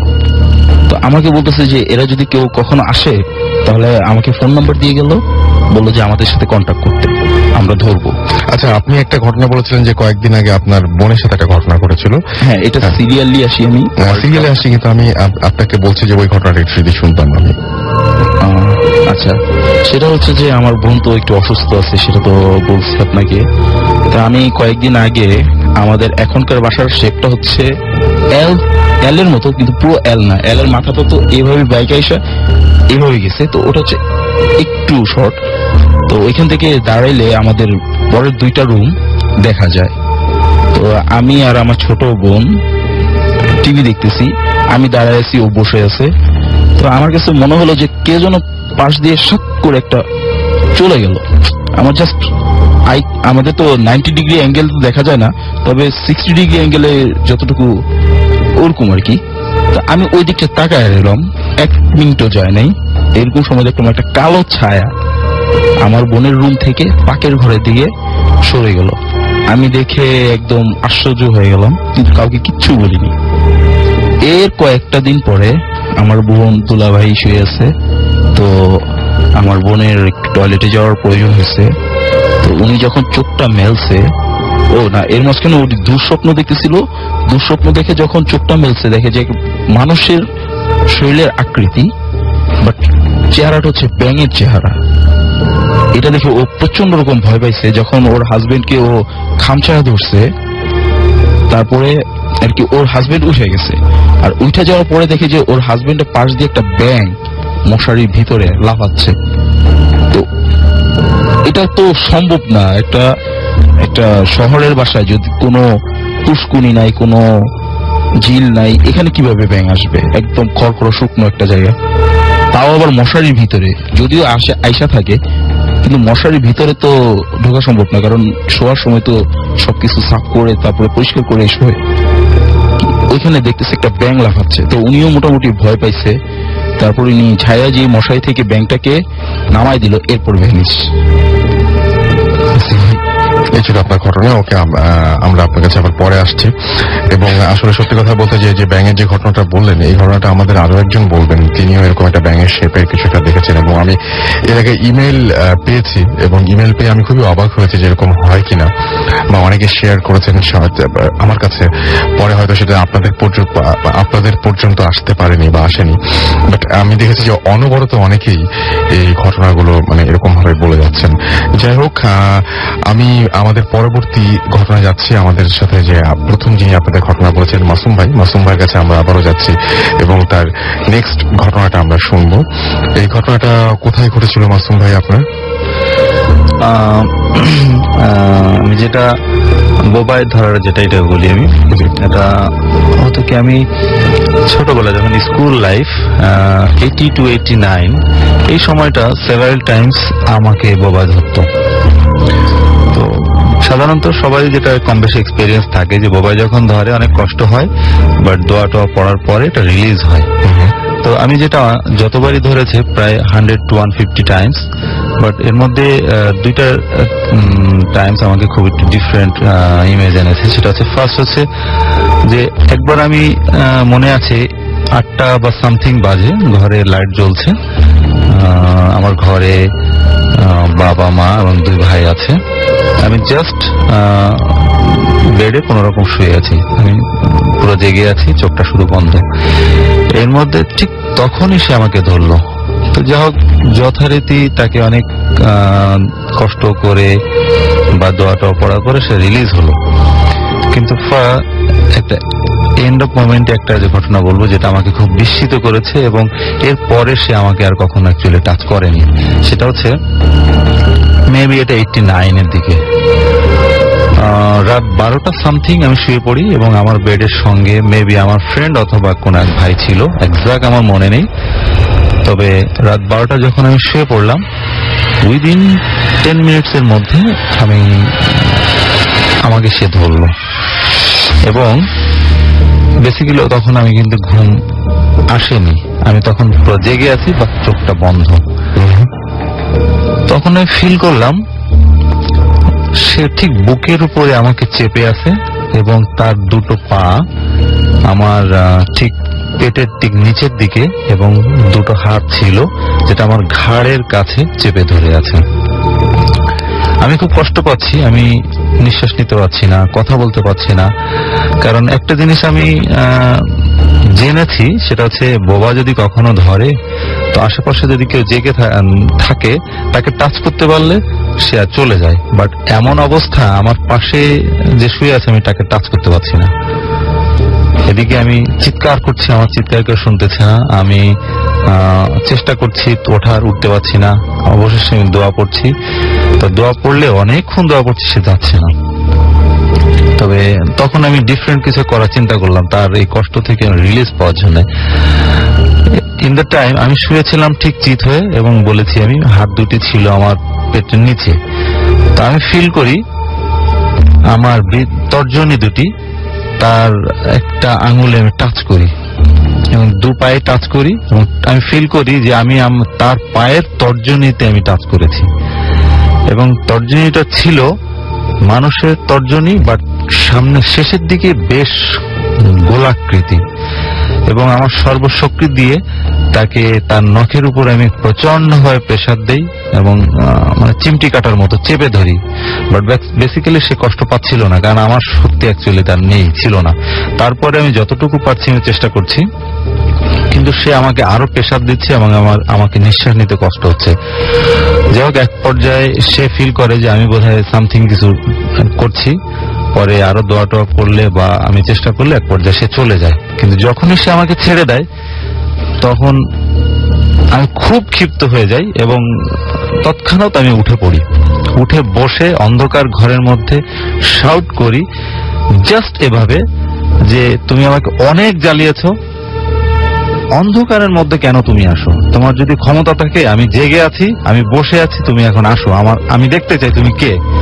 এরকম 3 or 4 টাইম শাউট করি। পরে আমার পাশে যে ছেলে সে উঠে বসে এবং সে আমাকে বোঝানোর চেষ্টা করে, হেল্প করে, কি প্রবলেম, কি হয়েছে। আমি বললাম না, আসলে বিষয়টা ঠিক এই। তো ওই ঘটনার পর থেকে লিসেনার আমি কখনো আর বোবা সংক্রান্ত কোনো প্রবলেমে আর পড়িনি। ওকে, এটা একটা ভালো ব্যাপার যে আমি অনেকের কাছে শুনেছি এরকম যে অনেক সময় নাকি এরকম ভাবে মানে মুখোমুখি হলে বা এরকম ভাবে যদি চ্যালেঞ্জ করা যায় বা কিছু একটা বলা যায় এরকম, তাহলে নাকি সমস্যা অনেক সময় দূর হয়ে যায়। আমি আগে অনেকের কাছে এই ঘটনা শুনেছি। আমি এই সঙ্গে আরেকটু টাচ করবো, সেটা হচ্ছে আমার বোনদের মধ্যে আমার মেজো বোনেরও সেম প্রবলেম ছিল। আচ্ছা, ওকেও ঠিক তেমনি ভাবে খুব প্রচন্ড ভাবে প্রবলেম করতো এবং তাকে অনেক তাবিজ দেওয়া হয়েছে, অনেক চেষ্টা করেছে, বাট ও যেখানে যেখানে যেত ওকে খুব প্রবলেম করতো। আচ্ছা, এবং আমি মনে আছে আমি ওর সঙ্গে অনেক ঘুমিয়েছি। আমি হঠাৎ রাতের বেলা শাউট, বিভিন্ন রকম গোঙানি যেটা শব্দ পেতাম, ওর শব্দ পেতাম। পরে এক পর্যায়ে আমি ঘুম ভেঙে যেত, ঘুম ভেঙে দেখি যে ও চিৎকার করার চেষ্টা করছে বাট পাচ্ছে। তখন আমি ফিল করছি যে ওকে ধরছে। ইন দ্য টাইম আমি তাকে টাচ করতাম, সে চলে যেত, রিলিজ হয়ে যেত এবং পরে পানি টানি খাওয়াতো। তো আমি দেখেছি যে ওকেও এরকম ধরতো। আচ্ছা, ওকে। সো মানে আমার যেটা মনে হয় যে অনেকেরই এই সমস্যা আছে এবং অনেকে এই সমস্যায় ভোগেন, আমি অনেকের কাছে শুনেছি। তো চেষ্টা করে দেখতে পারি এরকম। আচ্ছা, যাই হোক, আমাদেরকে গাংনাম স্টাইল ভূত SMS করেছেন। এটা কয়েকদিন ধরে খুব বেশি রকমের জনপ্রিয় হয়েছে এবং সবাই দেখছি একসাথে বিভিন্ন দেশে বিভিন্ন ভাবে হচ্ছে। এবং ফাইনালি আমরা কিছুদিন আগে দেখলাম আমাদের কিন্তু একটা রেডিও ফুর্তি ভার্সন আছে এটার। এবং সবচেয়ে বড় কথা যে কিছুদিন আগে আমরা দেখলাম যে ওয়েস্ট ইন্ডিজ যখন জিতলো তখন ওয়েস্ট ইন্ডিজের সমস্ত প্লেয়াররাও মাঠে মানে এরকম সেই একইভাবে একই ভঙ্গি পায় তারা নেচে দেখালেন আমাদেরকে। যাই হোক, সুমনা সিলেট থেকে আমাদের SMS করেছেন এবং তিনি বলছেন যে আমার SMS কখনোই পড়া হয় না কেন, এবং আমার যেটা মনে হয় যে আসলে এটা ইচ্ছাকৃত ভাবে আপনাকে যে আপনার SMS পড়া হয় না এরকম কোনো ব্যাপার না। পাপড়ি ভূতের গলি থেকে আমাদের SMS করেছেন এবং তিনি বলেছেন যে প্যারানর্মাল অ্যাক্টিভিটি এই মুভিটা নিয়ে আপনার মানে মতামত কি এটা জানতে চাইছেন। না, আমার মতামতটা হচ্ছে যে আইডিয়াটা খুব ভালো ছিল বাট এটা খুব বোরিং একটা ব্যাপার হয়েছে এবং আমার কাছে ভালো লাগেনি। ঋতু আমাদের SMS করেছেন এবং তিনি বলছেন যে ভূত FM শুনতে অনেক ভালো লাগছে এবং তিনি বলছেন যে আমার বোন অনেক ভয় পায় এবং তার কাছে অনেক বেশি ভালো লাগে। ওকে, আমাদেরকে এছাড়াও SMS করছেন আপন, রাতুল, শাকিল, একসাথে ভূত FM শুনছেন তারা। আর এছাড়াও রিমু আমাদের SMS করেছেন খুলনা থেকে এবং তিনি বলছেন যে প্র্যাকটিক্যাল লিখবো নাকি ভূত FM শুনবো, আগের কাজ আগে করতে হবে আপনাকে এবং আপনার যেটা মনে হয় যে আপনার পড়াশোনাটা সবার আগে, তাই না? মাহিদ আমাদের SMS করেছেন, তিনি বলছেন যে আজকে তার অনেক ভয় লাগছে। শাকিল আমাদের SMS করেছেন কাশিমপুর গাজীপুর থেকে। আকরাম হুসাইন আমাদের SMS করেছেন আমাদের নাজমা রফিক ইব্রাহিমপুর থেকে। এছাড়া আমাদের SMS করেছেন রাফি, SMS করেছেন প্রিন্স এবং SMS করেছেন তপু। মিল্টন নরসিংদী দাসপাড়া থেকে আমাদের SMS করেছেন এবং তিনি এবং তার ভাগিনা কাউসার একসাথে ভূত FM শুনছেন। আকাশ পল্লবী থেকে আমাদের SMS করেছেন। আইরিন SMS করেছেন আমাদেরকে। এছাড়াও SMS করেছেন আমাদেরকে, দেখতে পাচ্ছি যে রাকিব এছাড়াও SMS করেছেন আমাদেরকে। অর্ক SMS করেছেন আমাদেরকে। আনকা SMS করেছেন রুদ্র মিরপুর থেকে এবং তিনি লিখেছেন ভূত FM রক্স এবং সাইলেন্ট হিল মুভিটা নিয়ে। এটা হচ্ছে ওয়ান অফ দ্য বেস্ট, আমার কাছে মনে হচ্ছে যে সাইলেন্ট হিল মুভিটা অসাধারণ একটা মুভি, এটা দেখতে পারেন। এটা আসলে খুবই ভালো একটা মুভি, খুবই ভালো একটা চয়েস আপনি দিয়েছেন এখানে। আর অনেক আমাদের লিখেছেন বরিশাল থেকে SMS করেছেন। আকিব আমাদেরকে, মেহেদি, পরাগ, নয়ন আমাদের SMS করেছেন। SMS করেছেন আমাদেরকে MB আজমল সহ আরো অনেকে। যাই হোক, আপনারা যদি SMS করতে চান বা SMS পাঠাতে চান তাহলে মোবাইলের মেসেজ অপশনে গিয়ে টাইপ করুন SHOUT শাউট স্পেস আপনার নাম স্পেস আপনার মেসেজ, পাঠিয়ে দিন 9840 নাম্বারে। আপনার এয়ারটেল নাম্বার থেকে বা অন্য যে কোনো নাম্বার থেকে। আমাদের ছোট্ট একটা বিজ্ঞাপন বিরতি নিতে হচ্ছে, আবারও কিছুক্ষণের মধ্যে আমরা আবারও ফিরে আসছি। সো আপনারা কোথাও যাবেন না, আমাদের সাথে থাকুন। স্টেজিং রেডিও ফুর্তি শুনছেন সবসময় রেডিও ফুর্তি, আর আমি রাসেল আছি, সাথে আছে মাসুম এবং চলছে ভূত FM হন্টেড বাই এয়ারটেল। আর ঘড়িতে এই মুহূর্তে সময় রাত 12:47 এবং আমার এই মুহূর্তে একটা ইমেল না পড়লেই না। এবং আমি দেখতে পাচ্ছি আমার সামনে একটা ইমেল রয়েছে, সেই ইমেলটা হয়তো ভয়ঙ্কর কিছু না, কিন্তু একজন আমাদের লিসেনার তিনি শেয়ার করেছেন ভূত FM নিয়ে এবং এত সুন্দর করে শেয়ার করেছেন যে আমার পড়তে ইচ্ছে করছে। তো তিনি লিখেছেন যে প্রথমে সালাম নিবেন রাসেল ভাই, আমি মাসুম সূর্য সেন হল ঢাকা বিশ্ববিদ্যালয় থেকে বলছি। আজকে 3টা মাসুম হয়ে গেল এবং আমাদের যিনি প্রথমে ঘটনা শেয়ার করছিলেন তিনি একজন মাসুম, যিনি সাউন্ডে আছেন তিনি একজন মাসুম এবং আপনার ইমেলটা পড়ছি আপনিও একজন মাসুম। সো 3জন মাসুম। যাই হোক, তিনি লিখেছেন যে সূর্য সেন হল থেকে ঢাকা বিশ্ববিদ্যালয় থেকে তিনি আমাদের ইমেলটি করেছেন। তিনি লিখেছেন যে আমি ভূত FM এর একজন নিয়মিত শ্রোতা, আমি ভূত FM এর কোনো এপিসোড মিস করি না। শনিবার সকালে অফিস থাকা সত্ত্বেও রাত জেগে ভূত FM শুনি। গত 28 সেপ্টেম্বর আমি বান্দরবন গিয়েছিলাম এবং পাহাড়ের ওপর এক বাংলোতে 3 দিন ছিলাম। আমরা ছিলাম 4 জন, আমি ছাড়া সবাই ঘুমিয়ে গিয়েছিল, আমি শুধু জেগেছিলাম ভূত FM শোনার জন্য। দিনের বেলা অনেক চেষ্টা করেও তিনি শুনতে পাননি রেডিও এবং তিনি বলছেন আমার খুব খারাপ লাগছিল যে ভূত FM শুনতে পারবো না বলে। এরপর 11:50 দিকে মোবাইলের রেডিওটা অন করতেই তিনি দেখলেন যে ফুর্তি শোনা যাচ্ছে এবং সেটা খুব স্পষ্টভাবে শোনা যাচ্ছে এবং তিনি বলছেন যে আমি চন্দ্রিমা রাতে পাহাড়ের চূড়ায় বসে একা একা ভূত FM শুনে যে মজা পেয়েছি তা আমার সারা জীবন মনে থাকবে। মজা পেয়েছি কারণ পাহাড়ের চূড়ায় বসে ভূত FM শুনছি আর যেদিকে তাকিয়েছি দেখেছি কোথাও না কোথাও কোনো আলো, মানুষ, বাড়িঘর বা কোনো কিছু নেই, শুধু পাহাড় আর পাহাড়। আমার মনে হচ্ছিল তখনই বুঝি আমি ভূত বা কোনো কিছু দেখতে পাবো দূরে বা কাছে কোনো পাহাড়ে, বা আমি যে পাহাড়ে ছিলাম তার নিচে দিয়ে বয়ে যাওয়া লেকের ঘাটে। সেই রাতে ভূত দেখতে পাইনি, তবে মনে মনে অনেক ভয় পেয়েছিলাম, আর ভয় পেয়েছিলাম বলেই হয়তো অনেক বেশি মজা পেয়েছিলাম। রেডিও ফুর্তিকে অসংখ্য ধন্যবাদ জানাই যে পাহাড়ের চূড়া পর্যন্ত তারা পৌঁছে গেছে। আপনি যেখানেই যান, বাংলাদেশে যেখানেই থাকুন না কেন, রেডিও ফুর্তি আপনার সঙ্গে আছে এবং আপনাকে সবসময় ফুর্তির মুডে ফিরিয়ে নিয়ে আসতে আমরা সবসময় আপনার সাথে রয়েছি। সুতরাং একেবারেই চিন্তার কোনো কারণ নেই, কোনো সময় নিঃসঙ্গ বোধ করবেন না এবং কোনো সময় মনে করবেন না যে আমরা আপনার সাথে নেই। মানে আপনি হয়তো আপনার সাথে হয়তো এখন কোনো প্যারানর্মাল ব্যাপার স্যাপার ঘটতে নাও পারে, হয়তো ভূত নাও আসতে পারে আপনার বাসায়, জিন নাও আসতে পারে আপনার বাসায়, কিন্তু রেডিও ফুর্তি ডেফিনেটলি আপনি বাড়ি থাকুন, গাড়ি থাকুন না, হাটে মাঠে ঘাটে যেখানেই থাকুন না কেন, রেডিও ফুর্তি আপনার সঙ্গে রয়েছে। যাই হোক, আমরা চলে যাব আবারও ঘটনায়।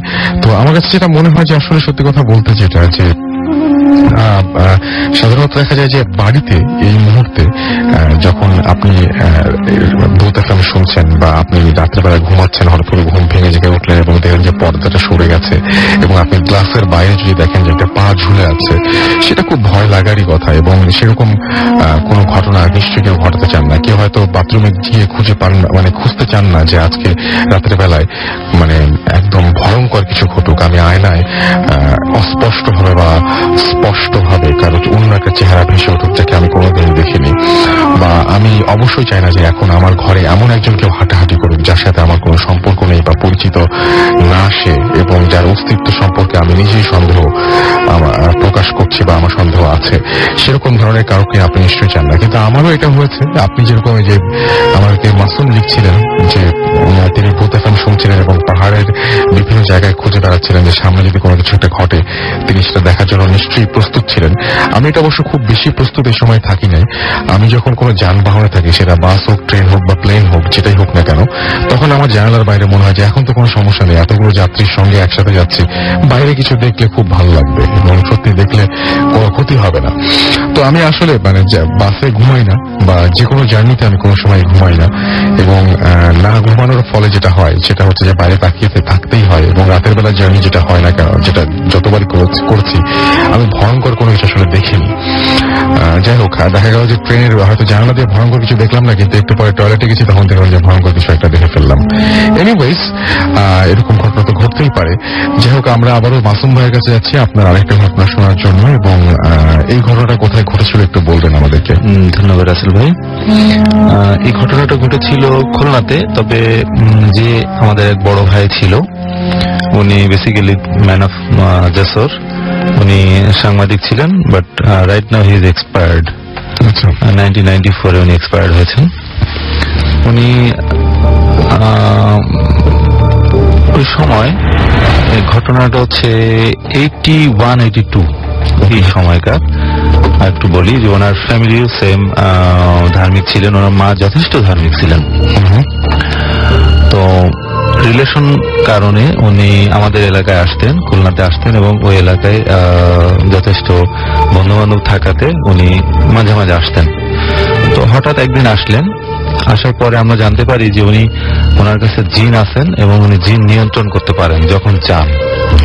বাট সব সময় না, এই জিনটা আনতে গেলে ওনাকে যথেষ্ট পবিত্র হয়ে দোয়া পড়ে দেন জিকির করে এবং বসতে হয়, ধ্যানে বসতে হয়, দেন উনি চাইলে আসে। আর কিছু ইনফরমেশন দেয়, সেটা হচ্ছে আমরা আস্তে আস্তে ওনার কাছে সব ইনফরমেশন গুলো জানতে পারি, যেটা হচ্ছে জিনটা উনি নিয়ে আসতেন হচ্ছে পাকিস্তান থেকে। বেসিক্যালি জিনটা পাকিস্তানে নাকি থাকতেন, আর জিনের সঙ্গে আরো তাদেরই রিলেটেড কিছু পার্সন ছিল। বাট জিনটা যে ওখান থেকে এখানে আসতো, তার আদার্স ফ্রেন্ডসরা এটা পছন্দ করতেন না, যে কারণে ওই জিনের উপর এবং বেসিক্যালি যে ভাইয়ের কথা বলছি ওনার উপরে খুব ক্ষিপ্ত ছিলেন, এবং সেভারাল টাইমস তাকে বলেছে যে তুমি পারলে তুমি এগুলো বন্ধ করো। তো যাই হোক, একটা ঘটনা, উনি আমাদের এখানে যখন আসতেন, তো উনি মানুষ অনেক উপকার করেছেন ওর মাধ্যমে। জিনকে এনে আশেপাশে যেসব গরিব মানুষ যাদের অ্যাবিলিটি ছিল না ডাক্তারদের কাছে যাওয়ার জন্য, তাদেরকে আমরা দেখতাম যে বলে পানি পড়া বা তাবিজ বা এই জাতীয় জিনিস দিয়ে এই গরিবদেরকে অনেক সাহায্য করেছেন। আর অফ টাইমে উনি জিকে বসতেন, ধ্যান করতেন। তো আমরা অনেক সময় এটাকে ফান মনে করতাম, যেহেতু আমরা ছোট, তো আমরা আরো 4-5 ভাই বোন ছিলাম, আমরা ফান করতাম এবং মজা করতাম ওনার সঙ্গে। এবং যখন নর্মাল টাইম ছিল তখন ওনাকে বলতাম যে আপনি ফান করেন, আপনার এগুলো কোনো ক্ষমতা আছে কি? আমি তো মনে করি না। যাই হোক, একদিন উনিও বেশ একটু ক্রেজি হয়ে বলছে যে তোদের কাছে ডিফারেন্ট কিছু দেখাবো। কি দেখাবেন? বললো আজকে তোরা কে কি খেতে চাস সেটা আমাকে বলবি এবং ডিসিশন নে, এবং আমি সময় মতো তোদেরকে সেটা খাওয়াবো। ঠিক এরকম একটা সময় উনি পবিত্র হয়ে, দ্যাট মিনস অজু করে উনি জিকিরে বসলেন এবং আমাদেরকে বললেন সামনে বসো, কোন রকম মুভমেন্ট করবেন না কেউ, আর আমি যতক্ষণ না বলবো ততক্ষণ কেউ এখান থেকে যাবেন না এবং কথাবার্তা বলবেন না। আর লিসেনার, আমি একটু বলি, এই সময়টা ছিল এক্সাক্ট কম বেশি 3টার দিকে, দুপুর 3টা। উনি জিকিরে বসছে, জিকিরটা হয়ে গেছে অলমোস্ট 1 hour প্লাস মাইনাস।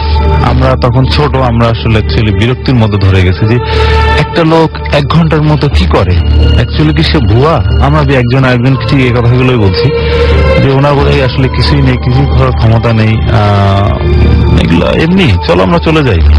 তো যাই হোক, আশেপাশে আরো আমাদের বড় যারা সিনিয়র ছিল তাদের কথা অনুযায়ী আমরা ওখানে স্টে করলাম, বসে আছি। ঠিক কোন এক সময় উনি জাস্ট চোখ বন্ধ করে আমাদের স্পেসিফিক নাম ধরে ডাকলেন এবং বললেন যে অমুক, তুমি কি খেতে চাও, এটা এ নাও, শীঘ্রই নাও। উনি চোখ বন্ধ করে হাত দিয়ে দ্রুত ওনার আমাদের যাকে দিতে যাচ্ছেন তার দিকে খাবারটা দিয়ে দিলেন এবং দেওয়ার সময় ওনার হাতটা কিন্তু বন্ধ ছিল।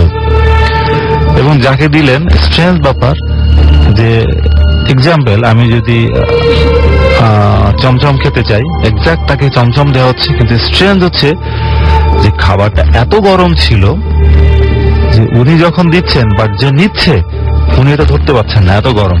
মানে এক্সাক্ট মানে মনে হচ্ছে যেটা রাইট নাও এটা কড়াই থেকে গরম করে তোলা, যেটা আসলে ধরা সম্ভব না। তো আমরা মনে আছে 4 থেকে 5 জন ছিলাম, এর মধ্যে 2-3 জনের হাত থেকে ওটা পড়েও গিয়েছিল গরমের কারণে।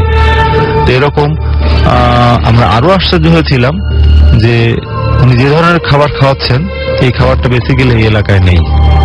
ডিফারেন্ট টেস্ট, ডিফারেন্ট প্রোডাক্ট, কারণ এলাকা ভেদে আমরা জানি যে এখানে কি খাবার তৈরি হয়। ঠিক এরকমই আমরা আশ্চর্য হয়েছিলাম। উনি আরো কিছু করতে পারতেন যেটা, এবং ওনার অনেক এবিলিটি ছিল করার। যে ঘটনাটা অ্যাকচুয়ালি এটা লং, এটা আমি এখন বলবো না, পরে কোনো একদিন সময় হলে আমি আবার বলবো। ঠিক এটা প্র্যাকটিক্যাল একটা আপনার এক্সপিরিয়েন্স, এবং আপনি দেখেছিলেন যে আপনার সামনেই সবকিছু যা ঘটার আপনার সামনেই ঘটেছে। ওকে, সো এই ছিল ঘটনা। এবং আমরা পরবর্তীতে আমাদের আরো একজন গেস্ট রয়েছেন, তার কাছে যাচ্ছি, তার একটা ঘটনা আছে, সেই ঘটনাটা আমরা কি শুনবো। Hello listeners, Munna again. এখন যে ঘটনাটা বলবো এখন হচ্ছে আমরা যে বাসাটা বর্তমানে আছি তার 5 তলার ঘটনা। আমরা বেসিক্যালি 5 তলা থেকে এখন নিচতলায় নেমে আসছি। তো 5 তলায় 2009-এর কোরবানি ঈদের ঘটনাগুলি। কোরবানি ঈদে গরু টরু জবাই হওয়ার পরে রাতের বেলা সবাই যে যার মতো আর কি কাজ টাজ করে ক্লান্ত হয়ে গেছে, কিন্তু ওই সময়টা হচ্ছে যে কোরবানির মাংসগুলো কাটাকাটি করার পর একটা যে ময়লা যেটা তৈরি হয়, যেমন মনে করেন হাড়, তেল, চর্বি, এগুলো। তো ওগুলো আমার মা একটা পলিথিনের ভিতরে করে ওটা বারান্দার ভিতরে রাখছে, যাতে সামনে এসে কোনো সকালবেলা কোনো গেস্ট এসে যেটা ওইটা দেখতে না পায়। তো ওদিন রাত্রে থেকে যখন উনি বারান্দার, আমার মা আবার শুইতো বারান্দার ওই রুমটাতে আর কি, যে রুমের সাথে বারান্দাটা অ্যাটাচ, ওই রুমটাতে। তো ওদিন রাত্রে থেকে আমার মা এবং ছোট বোন একটা জিনিস ফিল করলো যে চিকা আছে না, চিকা দৌড়াদৌড়ি ওর সাউন্ডটা করতেছে, কিন্তু 5 তলার উপর তো চিকা যাওয়ার কোনো প্রশ্নই আসে না, ফার্স্ট। আর দ্বিতীয় হচ্ছে যে শুকনো পাতার উপর দিয়ে কেউ যদি হেঁটে যায়, যেমন একটা মর্মর একটা আওয়াজ হয়, ওই আওয়াজ, হাড় কামড়ানোর আওয়াজ, যেমন কর্মর কর্মর করে হাড় কামড়ায়, এই টাইপের আওয়াজ। তো এগুলো অনেকদিন চললো। চলার পরে ওদের আবার আমার মা আসলে বারান্দার সাথে যে জানালাটা আছে আর কি, আমাদের রুমের সাথে যে জানালাটা, ওইটা থেকে একটু বাইরে আর কি ঘুমাইতো আর কি। ওনার মাথার সাইডে জানালাটা ছিল না, আর আমার বোনের মাথার সাইডে জানালাটা ছিল। তো ও রাতের বেলা ফিল করতো ওর বালিশের ভিতরে কি যেন আঁচড় দিচ্ছে, যেমন এজ লাইক এই যে এইভাবে আঁচড় দিচ্ছে, কিন্তু হাত দিলে নাই। একদিন ভয় পেয়ে বলছে, আম্মা আজকে আমি এই পাশে ঘুমাবো না, আমি তোমার পাশে ঘুমাবো। তো আম্মা বলছে ঠিক আছে আমি এই পাশে ঘুমাই, কিন্তু আম্মাও ঠিক এরকমই এইভাবে জাস্ট এরকম আওয়াজ হচ্ছে আর কি, ফিল করতেছে উনি। তো এটা একটা গেল। এরপরও ওইখানে আমার বোন দুলাভাই যদি কখনো আম্মা অন্য রুমে ঘুমায়, তখন ওইখানে ঘুমাইলে আমার বোন ফিল করে যে কেউ যদি খাটের 2 প্রান্ত উঠায়া নাড়ানাড়ি করে না, বাচ্চাদের অনেক সময় ইয়েতে নাড়ানাড়ি করে না, এরকম নাড়াচ্ছে, একবার ডান পাশ বাম পাশ থেকে ডান পাশ নিচ্ছে, বাম পাশ থেকে আবার ডান পাশ থেকে বাম পাশ নিচ্ছে, এরকম আর কি শেকিং করতো। ওরা দেখে প্রচন্ড রকম ভয় পায়, সুইটা চলে আসতো। এরপরে আর কি আর ওইখানে আরেকটা ঘটনা ঘটছে আমার, সেটা হচ্ছে আমি একদিন রাতেবেলা শুয়ে আছি, আমি ড্রয়িং রুমে ঘুমাইতাম, ওইখানে একদিন হঠাৎ করে পচা মাছের মাছ পুষে গেলে যেরকম একটা গন্ধ, ওই গন্ধটা পাচ্ছি। হঠাৎ করে আমি ভয় পাইলাম, আমি আমার খাতা বালিশ নিয়ে মশারি সহ দৌড় দিছি আমার মার ঘরে। আমার ছোট বোন আসলো, আসার পরে কোনো গন্ধই নেই। কিন্তু এর 3 থেকে 4 দিন পরে হঠাৎ করে আমি জেগে আছি, আমি আমার এক ফ্রেন্ডের সাথে কথা বলতেছিলাম, তো কথা বলা শেষে মোবাইলটা আর কি লাইনটা কাটে দিয়ে আমি মোবাইল টিপতেছি, এই সময় ওই গন্ধটা আবার আসলো। কিন্তু এখন আমি সাহস সঞ্চয় করে দেখলাম যে আমার জানালা দিয়ে কোনো একটা ছায়া ঢুকলো ভিতরে, আমার খাটের কোনায় বসতে চাইলো কিন্তু বসতে পারলো না। এটা আশ্চর্য ব্যাপার হচ্ছে যে যদি কোনো আর কি কেউ খুব জোরে ধাক্কা দেয়, এরকম একটা ধাক্কা খাইলো। এরপরে সে দেখলাম যে হামাগুড়ি দেয় না, হামাগুড়ি দেওয়ার মতো করে সে আমার খাটের চারপাশ দিয়ে ঘুরতেছে, টিকটিকির মতো করে আমার দেয়ালের উপর দিয়ে সে ঘুরতেছে, এরকম 7টা পাক দিয়ে সে চলে গেল। এটা ছিল আমার ওই 5 তলার ঘটনা। ওকে, থ্যাংক ইউ সো মাচ আপনার ঘটনার জন্য। এবং আমরা আমাদের পরবর্তী ঘটনায় যাব, এবং আমরা আমাদের পরবর্তী ঘটনাটি যিনি পাঠিয়েছেন তিনি আমাদের এর আগে স্টুডিওতে এসেছিলেন, আজকে তার ঘটনা তিনি পাঠিয়েছেন আমাদের কাছে, স্টুডিওতে আসেননি তিনি, তার ঘটনাটা আমরা একটু শুনবো। আচ্ছা, আমাদের যিনি ঘটনাটি লিখছেন তিনি লিখছেন যে, হ্যালো রাসেল ভাই, কেমন আছেন? আমি জানি সব সময় আপনি ভালোর দলে। আমার নাম সোহানুর রহমান অনন্ত, শনিরাখড়া, ঢাকা থেকে আমি লিখছি। এবং তিনি বলছেন যে আজকে আমি যে ঘটনাটা বলবো সেটা ঢাকার শান্তিনগরের ঘটনা। ঘটনাটা শুনেছি আমি আমার ছোট ভাইয়ের টিচারের মুখে। পৃথিবীতে অনেক রকমের ঘটনাই ঘটে যার কোনো ব্যাখ্যা মেলে না, এবং এই ঘটনার ইয়েতে এমনই একটি ঘটনা। আমি আর সময় নষ্ট করব না, আমি সরাসরি ঘটনায় চলে যাচ্ছি। ঘটনাটি নিজের ভাষায় বলছি। আচ্ছা, এবং যে ঘটনাটি সেটা হচ্ছে 2007 সালের ফেব্রুয়ারি মাস। আমি তখন ঢাকা বিশ্ববিদ্যালয়ে বাংলা নিয়ে পড়ছি। হলে থাকতে সমস্যা হয় বলে শান্তিনগরে আমার খালার বাড়িতে উঠি। খালু দুজনেই ব্যাংকে চাকরি করেন। যে অ্যাপার্টমেন্টে খালারা থাকতেন সেটা নতুন হয়েছে, তাই অনেক রেডি ফ্ল্যাট তখনও খালি। আমি অ্যাপার্টমেন্টের নামটা গোপন রাখছি। আমরা থাকতাম 6th ফ্লোরের একটা কর্নারে। বেশ ভালোই কাটছিল। ঘটনা শুরু হয় রমজানের ঈদের একদিন পরে। ঈদ করার জন্য খালা এবং খালু দেশের বাড়িতে চলে যায়। বাসায় আমি একা থেকে যাই। সেদিন কোনো একটা কাজে ফার্মগেট থেকে আমাদের বন্ধুর কাছে গিয়েছিলাম। ফার্মগেট থেকে ফিরতে ফিরতে রাত 10টা বেজে গেল। একজন গার্ড টেবিলের ওপর বসা ছিল, আমাকে দেখে সালাম দিয়ে উঠল। জিজ্ঞেস করলো কয়তলায় যাবেন? আমি বললাম 6th ফ্লোরে। কিছুটা অবাক দৃষ্টিতে তাকালো গার্ড, তারপর বলল কোন রকম সমস্যা হলে ফোন করবেন। আমি ঠিক বুঝলাম না কি সমস্যার কথা গার্ড আমাকে বলল। যাই হোক, যে কোনো সমস্যাতেই গার্ডদের প্রয়োজন হয় সে তো হয়তো সেরকমই কিছু একটা বুঝাতে চেয়েছেন তিনি। লিফটের সামনে গিয়ে দাঁড়াতে দেখি লিফটের 10th ফ্লোরে নাম থেকে নামছে। বেশ অবাক হলাম, কারণ 10th ফ্লোর এখনো কোনো ভাড়াটিয়া উঠেছে বলে আমার জানা নেই। সবেমাত্র ফ্ল্যাটটা রেডি হয়েছে। তারপরে ভাবলাম হয়তো হতে পারে এর মধ্যে ভাড়া হয়েছে। লিফটের দরজা উন্মুক্ত হতেই দেখলাম ভেতরে কেউ নেই। আমি উঠে পড়লাম। 2nd ফ্লোরে উঠতেই লিফট থেমে গেল, এবং বুঝলাম যে হঠাৎ থেমে গেল কেন, হয়তো কেউ বাটন প্রেস করেছে। দরজা দুটো দুপাশে সরে যেতেই যা দেখলাম তা আমার শরীরের রক্ত চলাচল কিছুক্ষণের জন্য থামিয়ে দিল। আমার সামনে দাঁড়িয়ে আছে 70 কি 72 বছরের একজন বৃদ্ধা।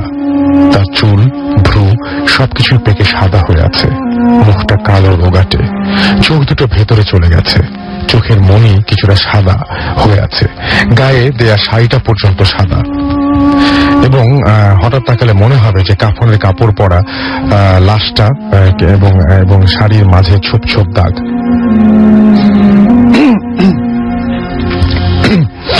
সরি, যাই হোক, ছোপ ছোপ দাগ, এবং তিনি বললেন যে তাকে দেখে দাগ এবং তাকে দেখে বেশ কিছুটা সন্দেহ হলো। বৃদ্ধা পা খুঁড়িয়ে খুঁড়িয়ে হেঁটে লিফটে প্রবেশ করলো এবং এক দৃষ্টিতে আমার দিকে তাকিয়ে রইল।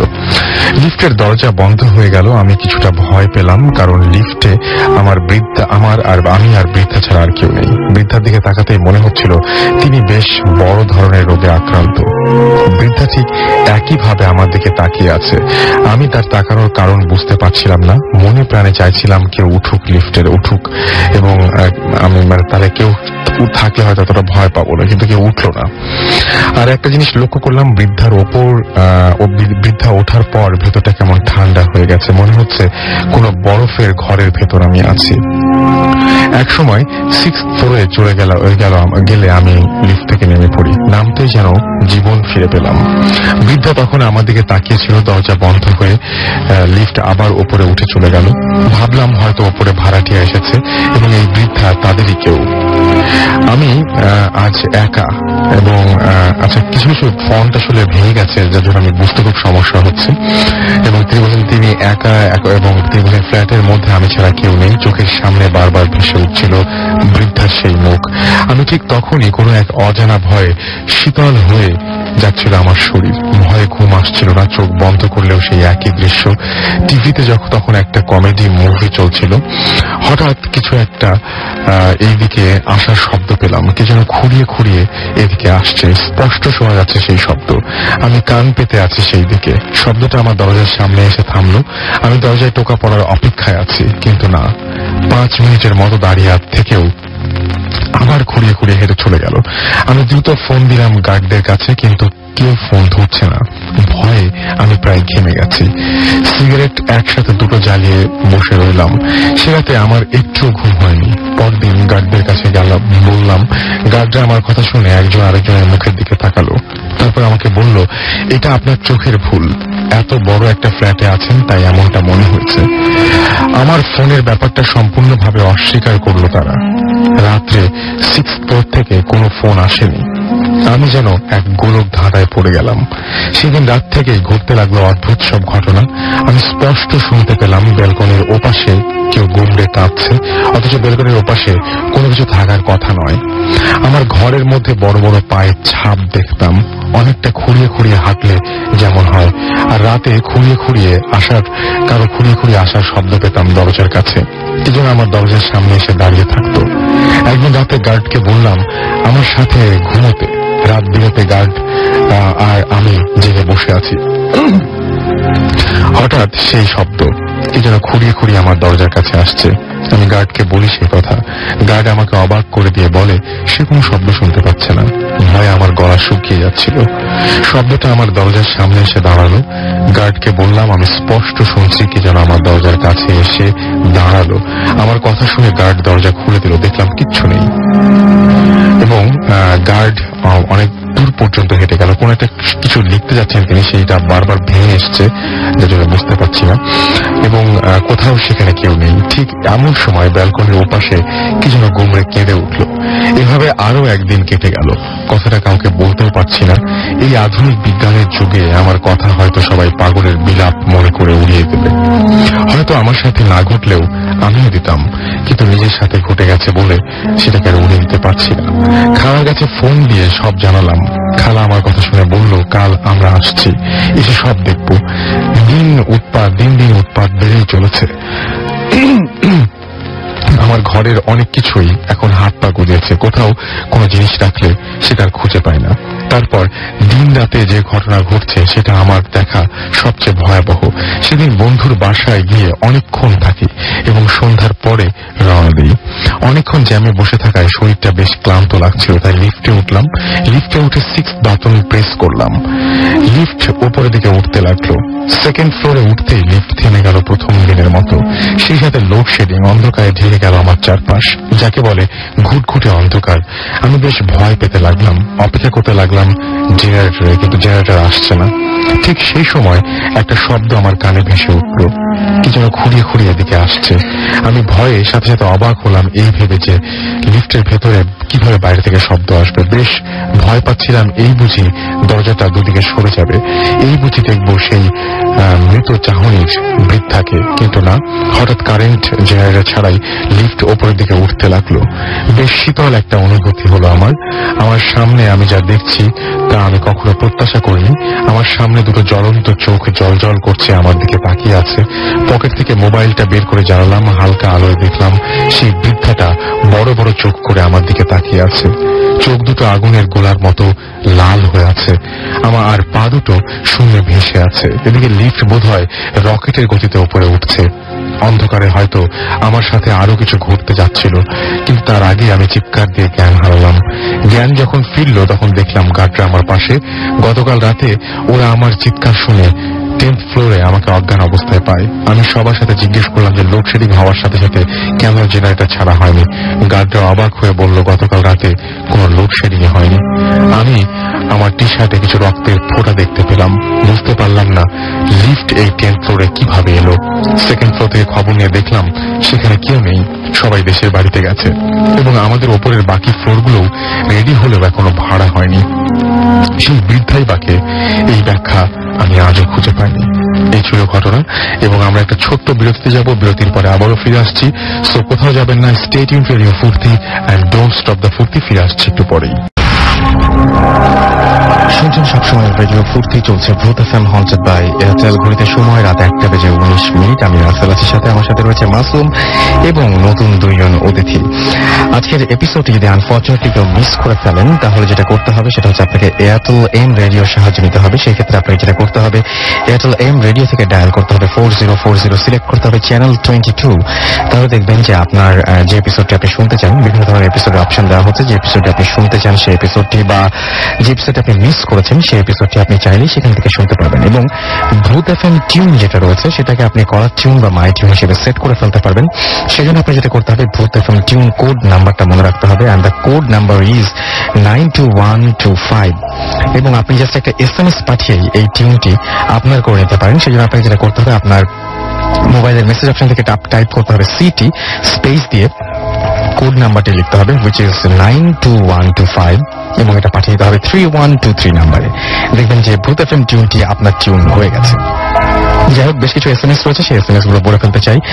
মনির আমাদের SMS করেছেন এবং তিনি বলছেন যে ঘটনা শুনে তার অনেক ভালো লাগছে, কিন্তু রাতে ঘুমাতে গেলে তাকে বোবায় ধরে। আমার যেটা মনে হয় যে আপনি মানে ওই ব্যাপারটা করে দেখতে পারেন। আমাদের মাসুম ভাই যেটা বলছিলেন আর কি শুরুতেই, যে বোবায় ধরলে সরাসরি কিছু একটা তাকে উদ্দেশ্য করে কিছু একটা বলা। আমি ঠিক জানি না এটা সমাধান কি। শাহাদাত হোসাইন আমাকে লিখেছেন এবং তিনি চট্টগ্রাম থেকে SMS করেছেন এবং তিনি বলছেন যে তিনি ভূত এফএম শুনছেন তার প্রিয় মানুষের সাথে এবং তিনি বাথরুমে যেতে ভয় পাচ্ছেন। এছাড়া আমাদেরকে মাসুদ পারভেজ চট্টগ্রাম থেকে SMS করেছেন এবং তিনি বলছেন যে ভূত এফএম আমার অনেক পছন্দের একটি শো। বাবু ড্রাইভার আমাকে SMS করেছেন এবং আমাদেরকে SMS করেছেন দেখতে পাচ্ছি সুমনি ফার্মগেট থেকে, এবং তিনি বলছেন তিনি তার বেস্ট ফ্রেন্ড নিশা ভূত এফএম শুনছেন এবং বেশ তাদের ভয় লাগছে। ব্ল্যাক বয় 69 পল্লবী থেকে আমাদের SMS করেছেন। এছাড়া আমাদেরকে স্টারলিংক SMS করেছেন এবং আমাদেরকে SMS করেছেন দেখতে পাচ্ছি মাসুদ পারভেজ আবারও, এবং মামু আমাদের SMS করেছেন আমাদেরকে সাকিব ওয়ারি থেকে, এবং আমাদেরকে SMS করেছেন হান্নান সিলেট থেকে, SMS করেছেন মিয়া কিশোরগঞ্জ থেকে, SMS করেছেন আমাদেরকে অধরা খুলনা থেকে, আলিফ আমাদেরকে SMS করেছেন আমাদেরকে মাসুম মিরপুর 1 থেকে। এছাড়া আমাদের SMS করেছেন SK রনি শনির আখড়া থেকে, এবং আমাদেরকে SMS করেছেন দেখতে পাচ্ছি কাজী ভূত, SMS করেছেন আমাদেরকে শাকিল সহ আরো অনেকে। আপনি যদি SMS করছেন তাহলে মোবাইলের মেসেজ অপশনে গিয়ে টাইপ করুন SHOUT শাউট স্পেস আপনার নাম স্পেস আপনার মেসেজ পাঠিয়ে দিন 9840 নাম্বার, আপনার এয়ারটেল নাম্বার থেকে বা অন্য যে কোনো নাম্বার থেকে। আর আপনি যদি আমাদের ইমেল পাঠাতে চান তাহলে আমাদের ইমেল অ্যাড্রেসটি লিখে নিন বা মনে রাখুন, আর সেটি হচ্ছে bhutfm@radiofurti.fm। স্পেলিংটি আরো একবার মনে করে দিতে চাই আপনাকে, সেটি হচ্ছে BHOOTFM@RADIOFOORTI.FM। আমরা চলে যাচ্ছি আমাদের প্রথম গেস্টের কাছে। আপনার নামটা বলবেন, কোথা থেকে এসেছেন, তারপরে ঘটনাটা। হ্যালো লিসেনার্স, আমি সোহাগ, ঢাকা কলেজে ম্যাথমেটিক্স অনার্স পড়ছি, হোম টাউন ফরিদপুরে, ঢাকায় বাড্ডাতে থাকি। তো রাসেল ভাই, আমি সরাসরি আমার ঘটনায় চলে যাচ্ছি। সময়টা ছিল 2011-এ, তখন আমি এইচএসসি পরীক্ষা দিয়েছি। তো পরীক্ষার পরপরই আমরা ফ্রেন্ডরা সবাই মিলে ঢাকায় চলে আসি কোচিং করার জন্য। তো ঢাকায় আমরা উত্তর বাড্ডায় একটা বাসায় থাকতাম। তো বাসাটা আমরা নর্মালি থাকতে থাকি।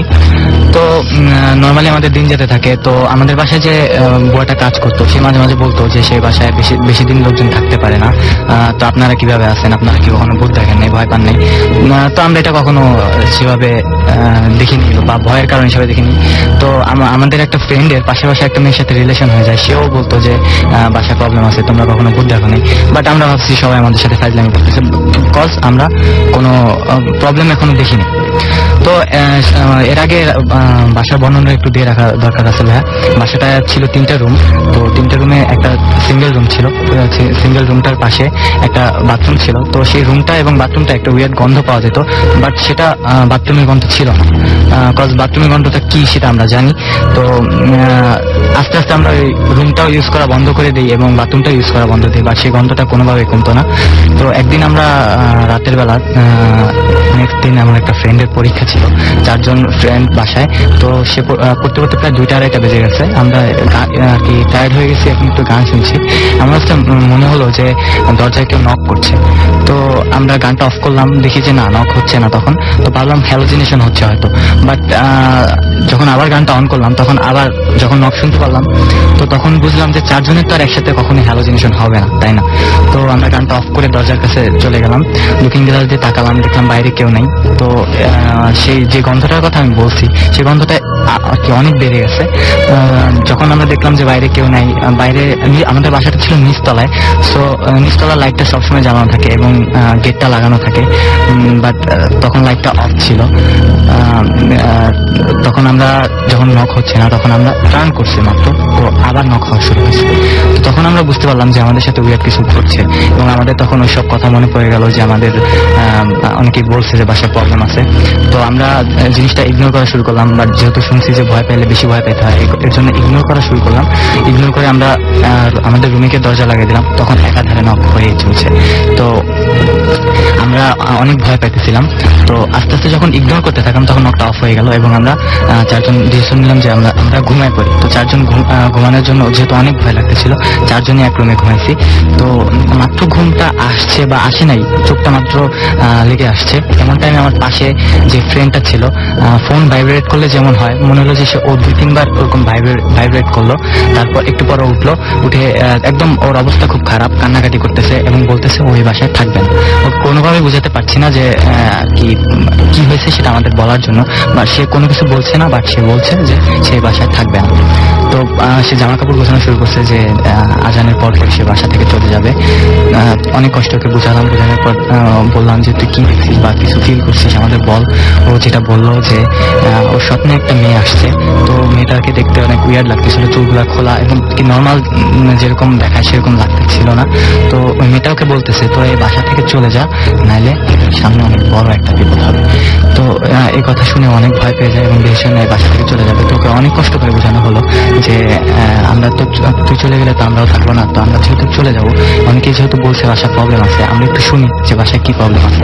তো আমরা ডিসিশন নিলাম যে কালকে ওর গার্লফ্রেন্ডকে ফোন দেওয়া হবে যে বাসায় কি প্রবলেম আছে এটা জানার জন্য। পরের দিন যে ফ্রেন্ডের পরীক্ষা ছিল, ওর সাথে আমরা 2টা ফ্রেন্ড গেলাম এবং ওকে বললাম যে তুই তোর গার্লফ্রেন্ডকে ফোন দিয়ে শোন এবং বলিস না যে কালকে আমরা রাতে ভয় পাইছি, তাহলে হয়তো অতিরঞ্জিত করে ও কিছু বলতে পারে। তো ফোন দিল এবং নর্মালি জিজ্ঞাসা করলো যে তুমি তো বলছিলা যে বাসায় প্রবলেম আছে, প্রবলেমটা কি একটু বলা যাবে? তো ও যেটা বললো যে আমাদের আগে যে ফ্যামিলি ওই বাসায় থাকতো, তারা এখন ওদের বাসায় থাকে এবং ওই আন্টি যেটা বলছে ওকে যে আন্টি একদিন রান্নাঘরে মাছ ভাজতেছিল।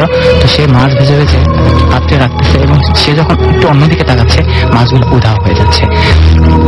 সো এটা দেখে সে অনেক ভয় পেয়ে যায়, সে মাছ ভাজা রেখে চলে আসে এবং তাদের এরকম ছোট ছোট অনেক ঘটনা ঘটতে থাকে। একবার ঈদের ছুটিতে তারা আর কি দেশের বাড়িতে যায়। তো দেশের বাড়ি থেকে যখন তারা আসে, দরজাটা খোলার পরে তারা দেখতে পারে যে বাসায় অনেক পানি পড়ে আছে। তো পানি কোথা থেকে আসছে তারা বুঝতে না পেরে সবকিছু চেক করতে থাকে। তো হঠাৎ যেটা সে বুঝতে পারলো যে একটা টয়লেট থেকে পানিটা বের হচ্ছে। তো এটা সেই টয়লেট যেটার কথা আমি একটু আগে বলছি। তো তারা দরজাটা খোলার চেষ্টা করে, বাট দরজাটা ভেতর থেকে লাগানো ছিল। তো তারা দরজাটা ভেঙে যেটা দেখে যে ভেতরে অঝোর ধারে পানি ঝরছে, দ্যাট মিনস পানির ট্যাপটা খোলা এবং সেই পানিটাই আস্তে আস্তে ঘরের ভিতরে ঢুকছে। বাট সবচেয়ে আজব বিষয় হচ্ছে ভেতরে কেউ ছিল না, তবুও বাথরুমটা ভেতর থেকে লাগানো ছিল। তারপর তারা সেই বাসাটা থেকে ছেড়ে চলে যায়, বিকজ তারা অনেক ভয় পেয়েছিল। তারা সেই বাসাটা ছেড়ে চলে যাওয়ার পরে আমরা সেই বাসাটায় তো এর আগে একটা ঘটনা, সবচেয়ে বড় যে ঘটনাটা ওই বাসাটায় ঘটে সেটা হচ্ছে আমরা যে বাসাটা ছিলাম নিচতলায়, ওই বাসায় একটা ফ্যামিলি থাকতো, একটা মেয়ে ছিল ওই বাসায়। মেয়েটা ওর মামা মামির সাথে থাকতো এবং 4 তলা একটা ছেলে থাকতো। ওদের মাঝখানে একটা রিলেশন হয়ে যায়। তো রিলেশনটা অনেক গভীর পর্যায়ে চলে যাওয়ার পরে মেয়েটা ছেলেটাকে বিয়ে করার প্রস্তাব দিলে ছেলেটা রাজি হয় না। তো এই কাহিনীটা নিয়ে দুই ফ্যামিলির মাঝখানে অনেক প্রবলেম চলতে থাকে এবং তারা কলহ পর্যায়ে চলে যায়। এবং একদিন বাড়িওয়ালা তাদের দুই ফ্যামিলিকে ডাক দেয় বিষয়টা মিলমিশ করার জন্য। তো তারা দুই ফ্যামিলি উপরে যায় এবং মেয়েটা বাসায় একা ছিল, ছেলেটা বাসায় ছিল না। তো যখন তারা যে যার বাসায় এসে দেখা যায় মেয়েটা সুইসাইড করছে এবং সেটা সেই রুম, যে রুমটার পাশে সেই টয়লেটটা, দ্যাট মিনস সিঙ্গেল রুমটা, সেই রুমটাই মেয়েটা সিলিং এর সাথে গলায় দড়ি দিয়ে আত্মহত্যা করে। তো সবচেয়ে উইয়ার্ড বিষয়টা হচ্ছিল যে মেয়েটার পা মাটিতে লাগানো ছিল। মাটিতে বলতে সে খাটের উপর আঁটু গেড়ে বসা ছিল। দ্যাট মিনস এটা ইজিলি বোঝা যাচ্ছিল যে এটা সুইসাইড কখনোই না। এবং পাশের বাসার একটা যে থাকতো সে খুব অদ্ভুত একটা সিচুয়েশনের মধ্যে মারা গেছে, অদ্ভুত একটা সিচুয়েশন। এবং আপনি বলছিলেন যে জিনিসটা যদিও মিটমাট হয়ে যায়, কিন্তু আপনার কি মনে হয় কোনোভাবে যে আপনার ফ্রেন্ড যে স্বপ্ন দেখেছিলেন সেই স্বপ্নে যাকে যিনি সাবধান করেছিলেন এই মেয়েটি সেই মেয়েটা কি আপনার মনে হয়? আমার অবশ্যই সেটা মনে হয়, সে মেয়ে না দেখে অন্য কিছু তো দেখতে পারতো, সে মেয়েটাই কেন দেখলো। আচ্ছা, সো আপনার পরে কি বাড়িটা ছেড়ে দিয়েছিলেন? হ্যাঁ, আমরা বাড়িটা ছেড়ে দেওয়ার আগে একটা প্রবলেম হয়েছিল। কি প্রবলেম হচ্ছিল? প্রবলেমটা হচ্ছে কি, আমরা তো এই জিনিসটা যখন শুনতে পারলাম যে এখানে এরকম অনেক কাহিনী হয়েছে, তো হওয়ার পরে আমরা ডিসিশন নিলাম যে বাসা চেঞ্জ করে দেবো। তো আসলে আপনি তো জানেন যে ব্যাচেলরদের বাসা পেতে অনেক টাইম লাগে। তো আমরা বলে দিছি যে আমরা কি নেক্সট মান্থে বাসা ছেড়ে দেবো। তো তাও আমরা লাস্ট যে 1 সপ্তাহ ছিলাম তার মাঝখানে যে প্রবলেমটা হয়েছিল যে ওই বাসার ছাদে, দ্যাট মিনস 4 তলার ছাদে বাড়িওয়ালা আর কি খাঁচায় ভরে মুরগি পালতো। তো একদিন সকালবেলা উঠে দেখি যে বাড়িওয়ালা ছাদে গিয়ে চিল্লাচিল্লি করতেছে আর কি, তার মুরগিগুলা নাই। তো আমরা সবাই ছাদে গেলাম দেখার জন্য। তো গিয়ে দেখছি যে আর কি পশম রক্ত টক্ত বাইরে পড়ে আছে এবং যে খাঁচাটার ভিতর মুরগি ছিল ভিতরে একটাও মুরগি নেই। এবং সবচেয়ে উইয়ার্ড বিষয় যেটা হচ্ছে আসলে ছাদের যে দরজা, সেই দরজাটা লাগানো ছিল এবং খাঁচার দরজাটাও লাগানো ছিল। আচ্ছা, এবং ওখানে কেউ এসে বা এরকম করার কোনো কারণ নাই? বা 4 তলার ছাদে যদি চোরও উঠে তো সে আর কি দরজাটা লাগাই দিয়ে যাওয়ার কোনো মানে হয় না, চোর চুরি করে চলে যাবে।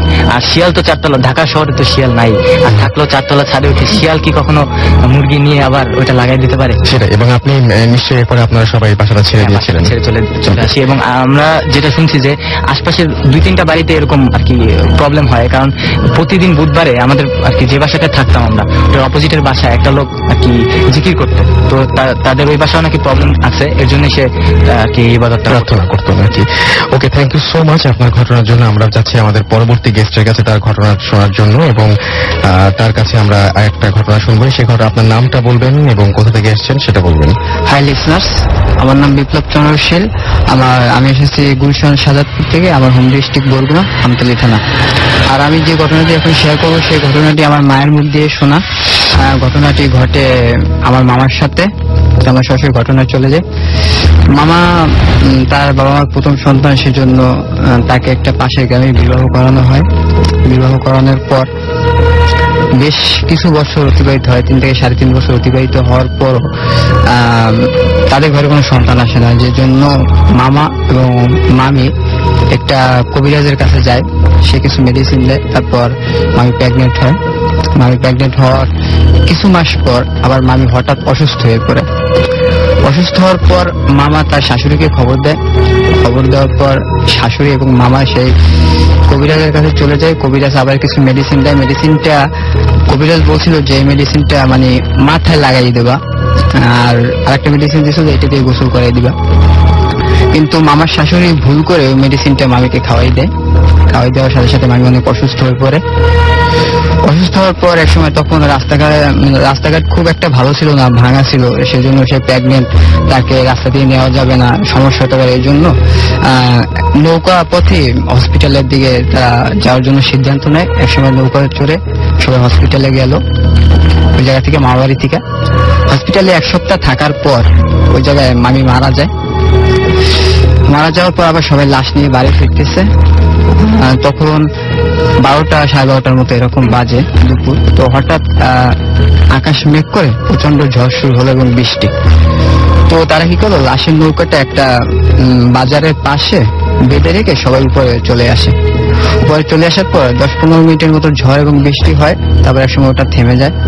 থেমে যাওয়ার পর আবার সবাই লাশের নৌকার কাছে এসে আমার মামা দেখে যে মামির লাশের মাথার পাশে কেউ একজন বসে আছে, সাদা কাপড় পরা, কিন্তু তার চেহারাটা দেখা যাইতেছে না, বাট তার ব্যাকগ্রাউন্ডটা দেখা যাইতেছে। তো মামাই শুধু দেখে।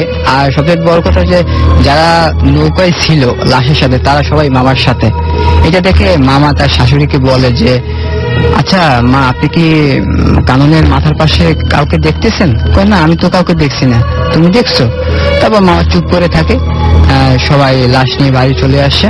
বাড়ি চলে আসার পর লাশটা বাহিরে রাখার পর আমার মাকে বলে যে, তুমি ছাতা নিয়ে ওর মাথার কাছে দাঁড়াও, বৃষ্টি হইতেছে, বৃষ্টি করে যেন গায়ে না পড়ে। তো মা দাঁড়ায় দাঁড়ায় দেখতেছে আর কাঁদতেছে। এক সময় দেখে যে তার নাক এবং মুখ দিয়ে হলুদের রসের মধ্যে একটা কি যেন বাইর হইতেছে।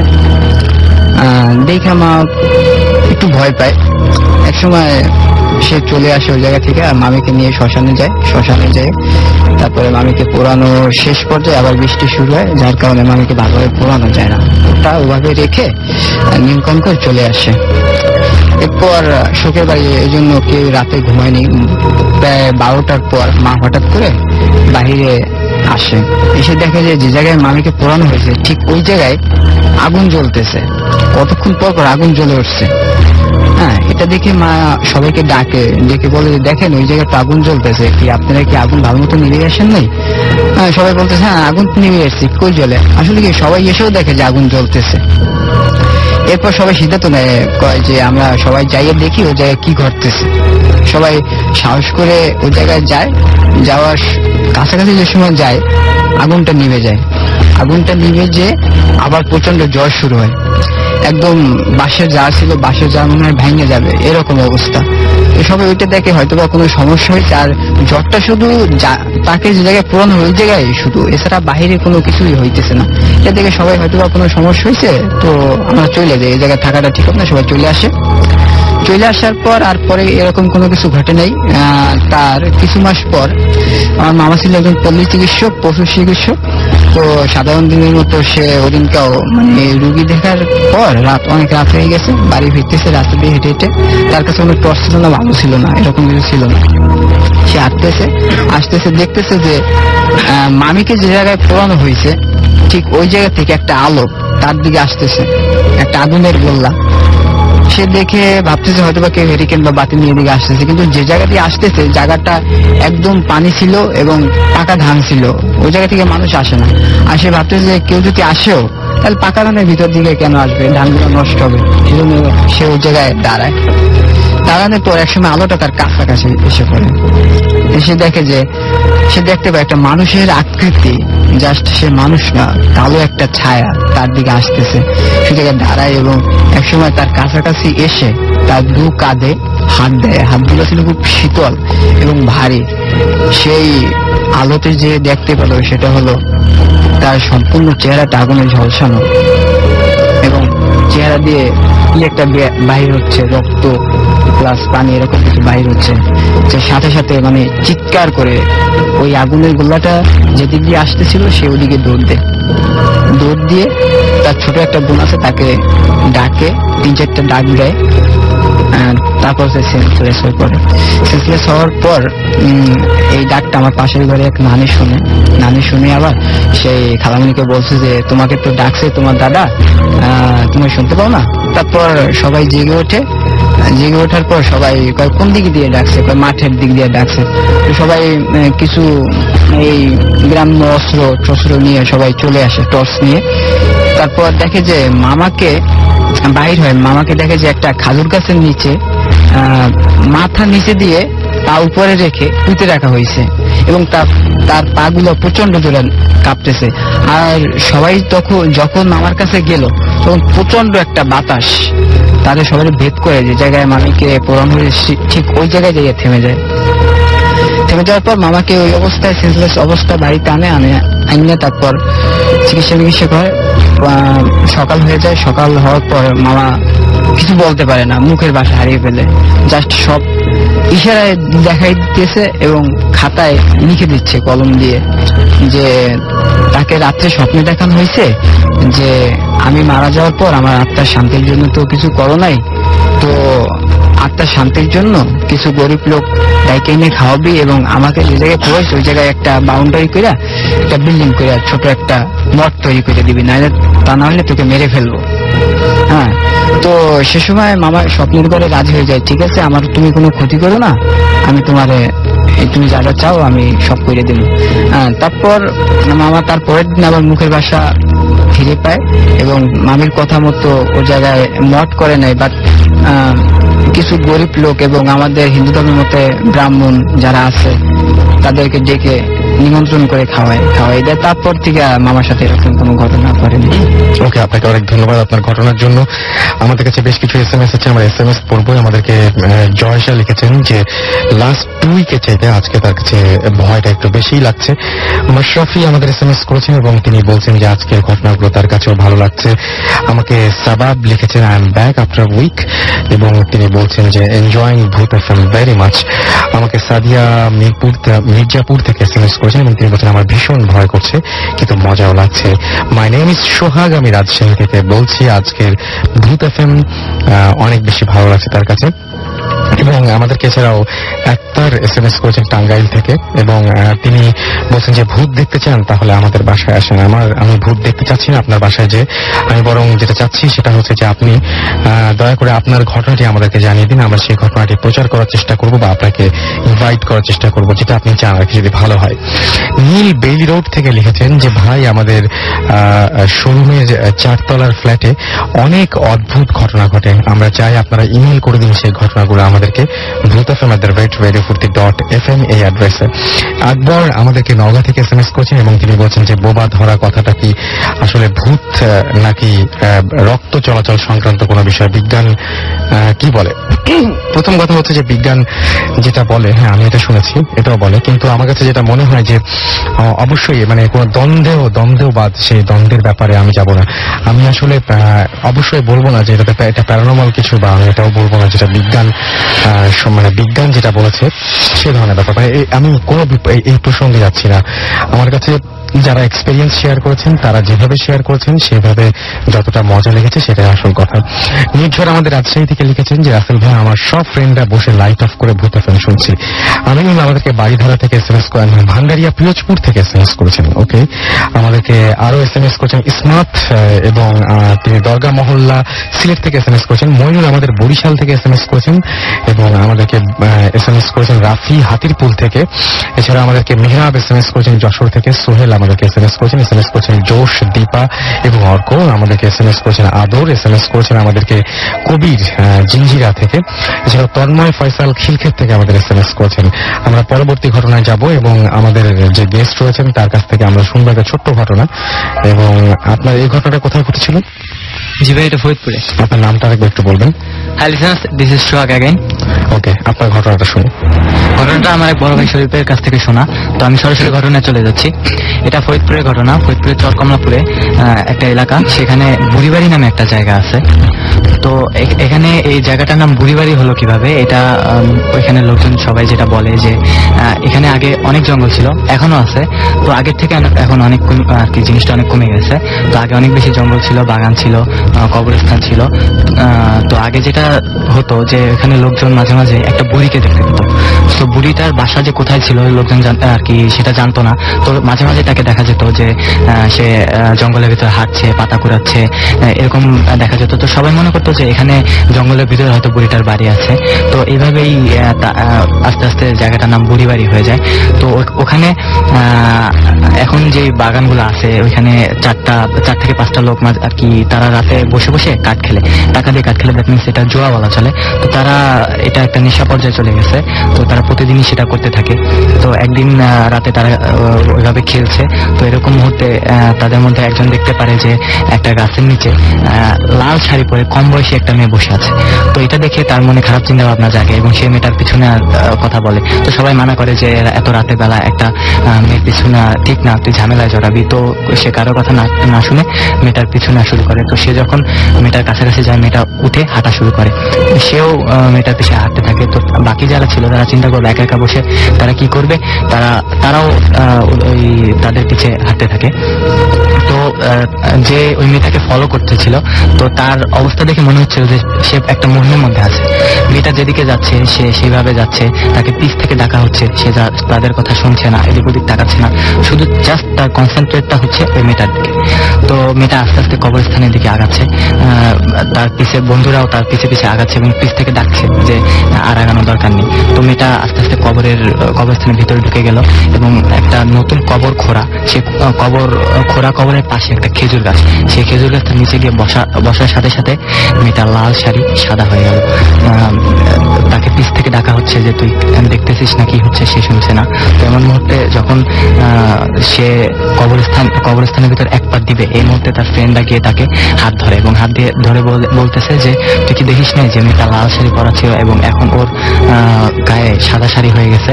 তো ও বলতেছে যে ওর গায়ে লাল শাড়ি ছিল না সাদা শাড়ি ছিল এটা আমার দেখার বিষয় না, আমার জাস্ট ওর কাছে যাইতে হবে। সো ও কারো কথা শুনছে না, ও সবাইকে উপেক্ষা করে ওদিকে আগায় যাচ্ছে। তো এই মুহূর্তে কবরস্থানে তো অনেক মাটি ঠেলে পড়ে থাকে, ওর বন্ধুদের মধ্যে একজন কি করলো, একটা মাটির টুকরা নিয়ে ওই মেয়েটার দিকে ছুঁড়ে মারলো এবং মেয়েটার দিকে মাটির টুকরাটা যাওয়ার সাথে সাথে মেয়েটা একটা কালো বিড়াল হয়ে ওইখান থেকে চলে যায় এবং এটা দেখে যে ওকে ফলো করতেছিল সে সেন্সলেস হয়ে পড়ে যায়। তো রাসেল ভাই, এটাই ছিল আমার নেক্সট কথা। ওকে, থ্যাংক ইউ সো মাচ। আপনার ঘটনার জন্য আপনাকে অনেক ধন্যবাদ। এবং জাওয়াদ আমাদের SMS করছেন, তিনি বলেছেন যে আজকের ভূত এফএম অসাম হচ্ছে। হ্যাঁ, ভূত এফএম অসাম হচ্ছে, কিন্তু আমার বেশ ঠান্ডা লেগেছে, সুতরাং আমি বেশ সমস্যা করছি মাঝে মাঝে। কাউসার শিকদার আমাদের SMS করেছেন রায়পুরা থেকে এবং তিনি বলছেন যে সব মিস করলে তিনি ভূত এফএম মিস করবেন না। জুয়েল আমাদের চিটাগং থেকে SMS করেছেন এবং তিনি বলেছেন যে আমি আর শান্তা তোমাদেরকে শুনছি, বাট শান্তা তো ভয় পাচ্ছে না। বাহ, চমৎকার, অনেক সাহসী এবং আরো ভয়ঙ্কর কিছু শুনতে চান। আমার মনে হয় আরো ভয়ঙ্কর কিছু হলেও শান্তা ভয় পাবেন না, এই বিশ্বাস আমার শান্তার উপরে আছে। রাসেল আমাদেরকে রুয়েট থেকে লিখেছেন যে ভূত এফএম এক্সট্রিমলি অসম এবং তিনি আমাদেরকে ধন্যবাদ জানিয়েছেন। মোস্ট ওয়েলকাম আমাদেরকে তাসিম SMS করেছেন এবং মাহমুদ আমাদের মিরপুর 6 থেকে SMS করেছেন এবং আজকের ঘটনাগুলো তার কাছে ভালো লেগেছে। জহিল আমাদের SMS করেছেন বাগমারা থেকে, তিনিও আজকের ঘটনাগুলো বেশ পছন্দ করেছেন। মিলন এবং সীমা আমাদের SMS করেছেন রাজশাহী থেকে। এছাড়া আমাদেরকে কুমিল্লা থেকে সোহেল SMS করেছেন, আফরান আমাদের SMS করেছেন, SMS করেছেন আমাদেরকে অনামিকা ফরিদপুর থেকে, জান্নাত আমাদের SMS করেছেন, জান্নাত এবং রুমি। আসাদ চট্টগ্রাম থেকে আমাদের SMS করেছেন। এছাড়া আমাদেরকে পিয়াস SMS করেছেন আমাদেরকে দেখতে পাচ্ছি তসরিফ। এছাড়া আমাদেরকে SMS করেছেন দেখতে পাচ্ছি ডিজে চয়ন সহ আরো অনেকে, যেমন দেবদাস টিটু, নাইম আমাদের SMS করেছেন, সিয়াম আমাদের SMS করেছেন আমাদেরকে শাফিন, SMS করেছেন রিপন ফরিদপুর থেকে, দীপ আমাদের SMS করেছেন বরিশাল থেকে, তারা 20 জন প্রথম শুনছেন আমাদেরকে। এছাড়া SMS করেছেন মুন্না বরিশাল থেকে। এছাড়াও সোহেল আমাদেরকে SMS করেছেন এস এ বনি, SMS করেছেন আমাদেরকে ব্ল্যাক বয়, SMS করেছেন আমাদেরকে দেখতে পাচ্ছি সাগর চিটাগং থেকে, ময়মনসিংহ থেকে আমাদেরকে মইন SMS করেছেন, মইনুল বরিশাল থেকে SMS করেছেন, আরো অনেকে SMS করেছেন। যাই হোক, আজকে হাতে আর সময় নেই, আমাদের বিদায় নিতে হবে। তবে তার আগে জানিয়ে যাই যে আপনাদেরকে অবশ্যই একটু কাইন্ডলি আপনারা ইমেল অ্যাড্রেসটি লিখে নেবেন যেখানে আপনাদের ঘটনাগুলো পাঠাতে হবে এবং আপনারা যত ভালো ঘটনা পাঠাবেন তত ভালো ভালো ঘটনা নিয়ে আমরা আপনাদের সামনে আবার আসতে পারবো। সো আপনাদের পরিচিত যে সমস্ত মানুষজন আছেন যাদের কাছ থেকে আপনারা ভালো ভালো ঘটনা জেনেছেন তাদেরকেও আপনারা উৎসাহিত করবেন ঘটনা পাঠাতে এবং তারা আশা করবো যে উৎসাহ নিয়েই আমাদের সাথে এসে জয়েন করবেন এখানে এবং সবাইকে তাদের সেই এক্সপিরিয়েন্স শেয়ার করবেন। এবং আমাদের ইমেল অ্যাড্রেসটি একটু লিখে নিতে হবে, সেটি হচ্ছে bhutfm@radiofurti.fm। আমি ইমেল অ্যাড্রেসটির স্পেলিংটি বলে দিচ্ছি, BHOOTFM@radioforti.fm। এই ছিল আমাদের অ্যাড্রেস। এবং আজকের মতো আমাদেরকে এখানেই শেষ করতে হচ্ছে। আগামী শুক্রবারে আবার একই সময়ে নতুন অতিথিদের নিয়ে আমরা ফিরে আসবো। আমি আর মাসুম, সাথে থাকবে অবশ্যই আপনাদের পাঠানো ঘটনাগুলো এবং নতুন নতুন ঘটনা। সো সেই পর্যন্ত সবাই ভালো থাকবেন, সুস্থ থাকবেন, সুন্দর থাকবেন, মোস্ট ইম্পর্টেন্টলি ফুর্তি থাকবেন। ভূত এফএম শেষ হয়ে যাচ্ছে, বাট তারপরেও ফুর্তির প্লেলিস্ট জুড়ে থাকছে দারুণ দারুণ সব গান, এবং সেই গানগুলোর বাকি রাতটা আপনাদের অনেক সুন্দর কাটুক ফুর্তির সাথে আগামী সপ্তাহটা। সেই পর্যন্ত সেই আশাই করছি। আজকের মতো এখানে টাটা।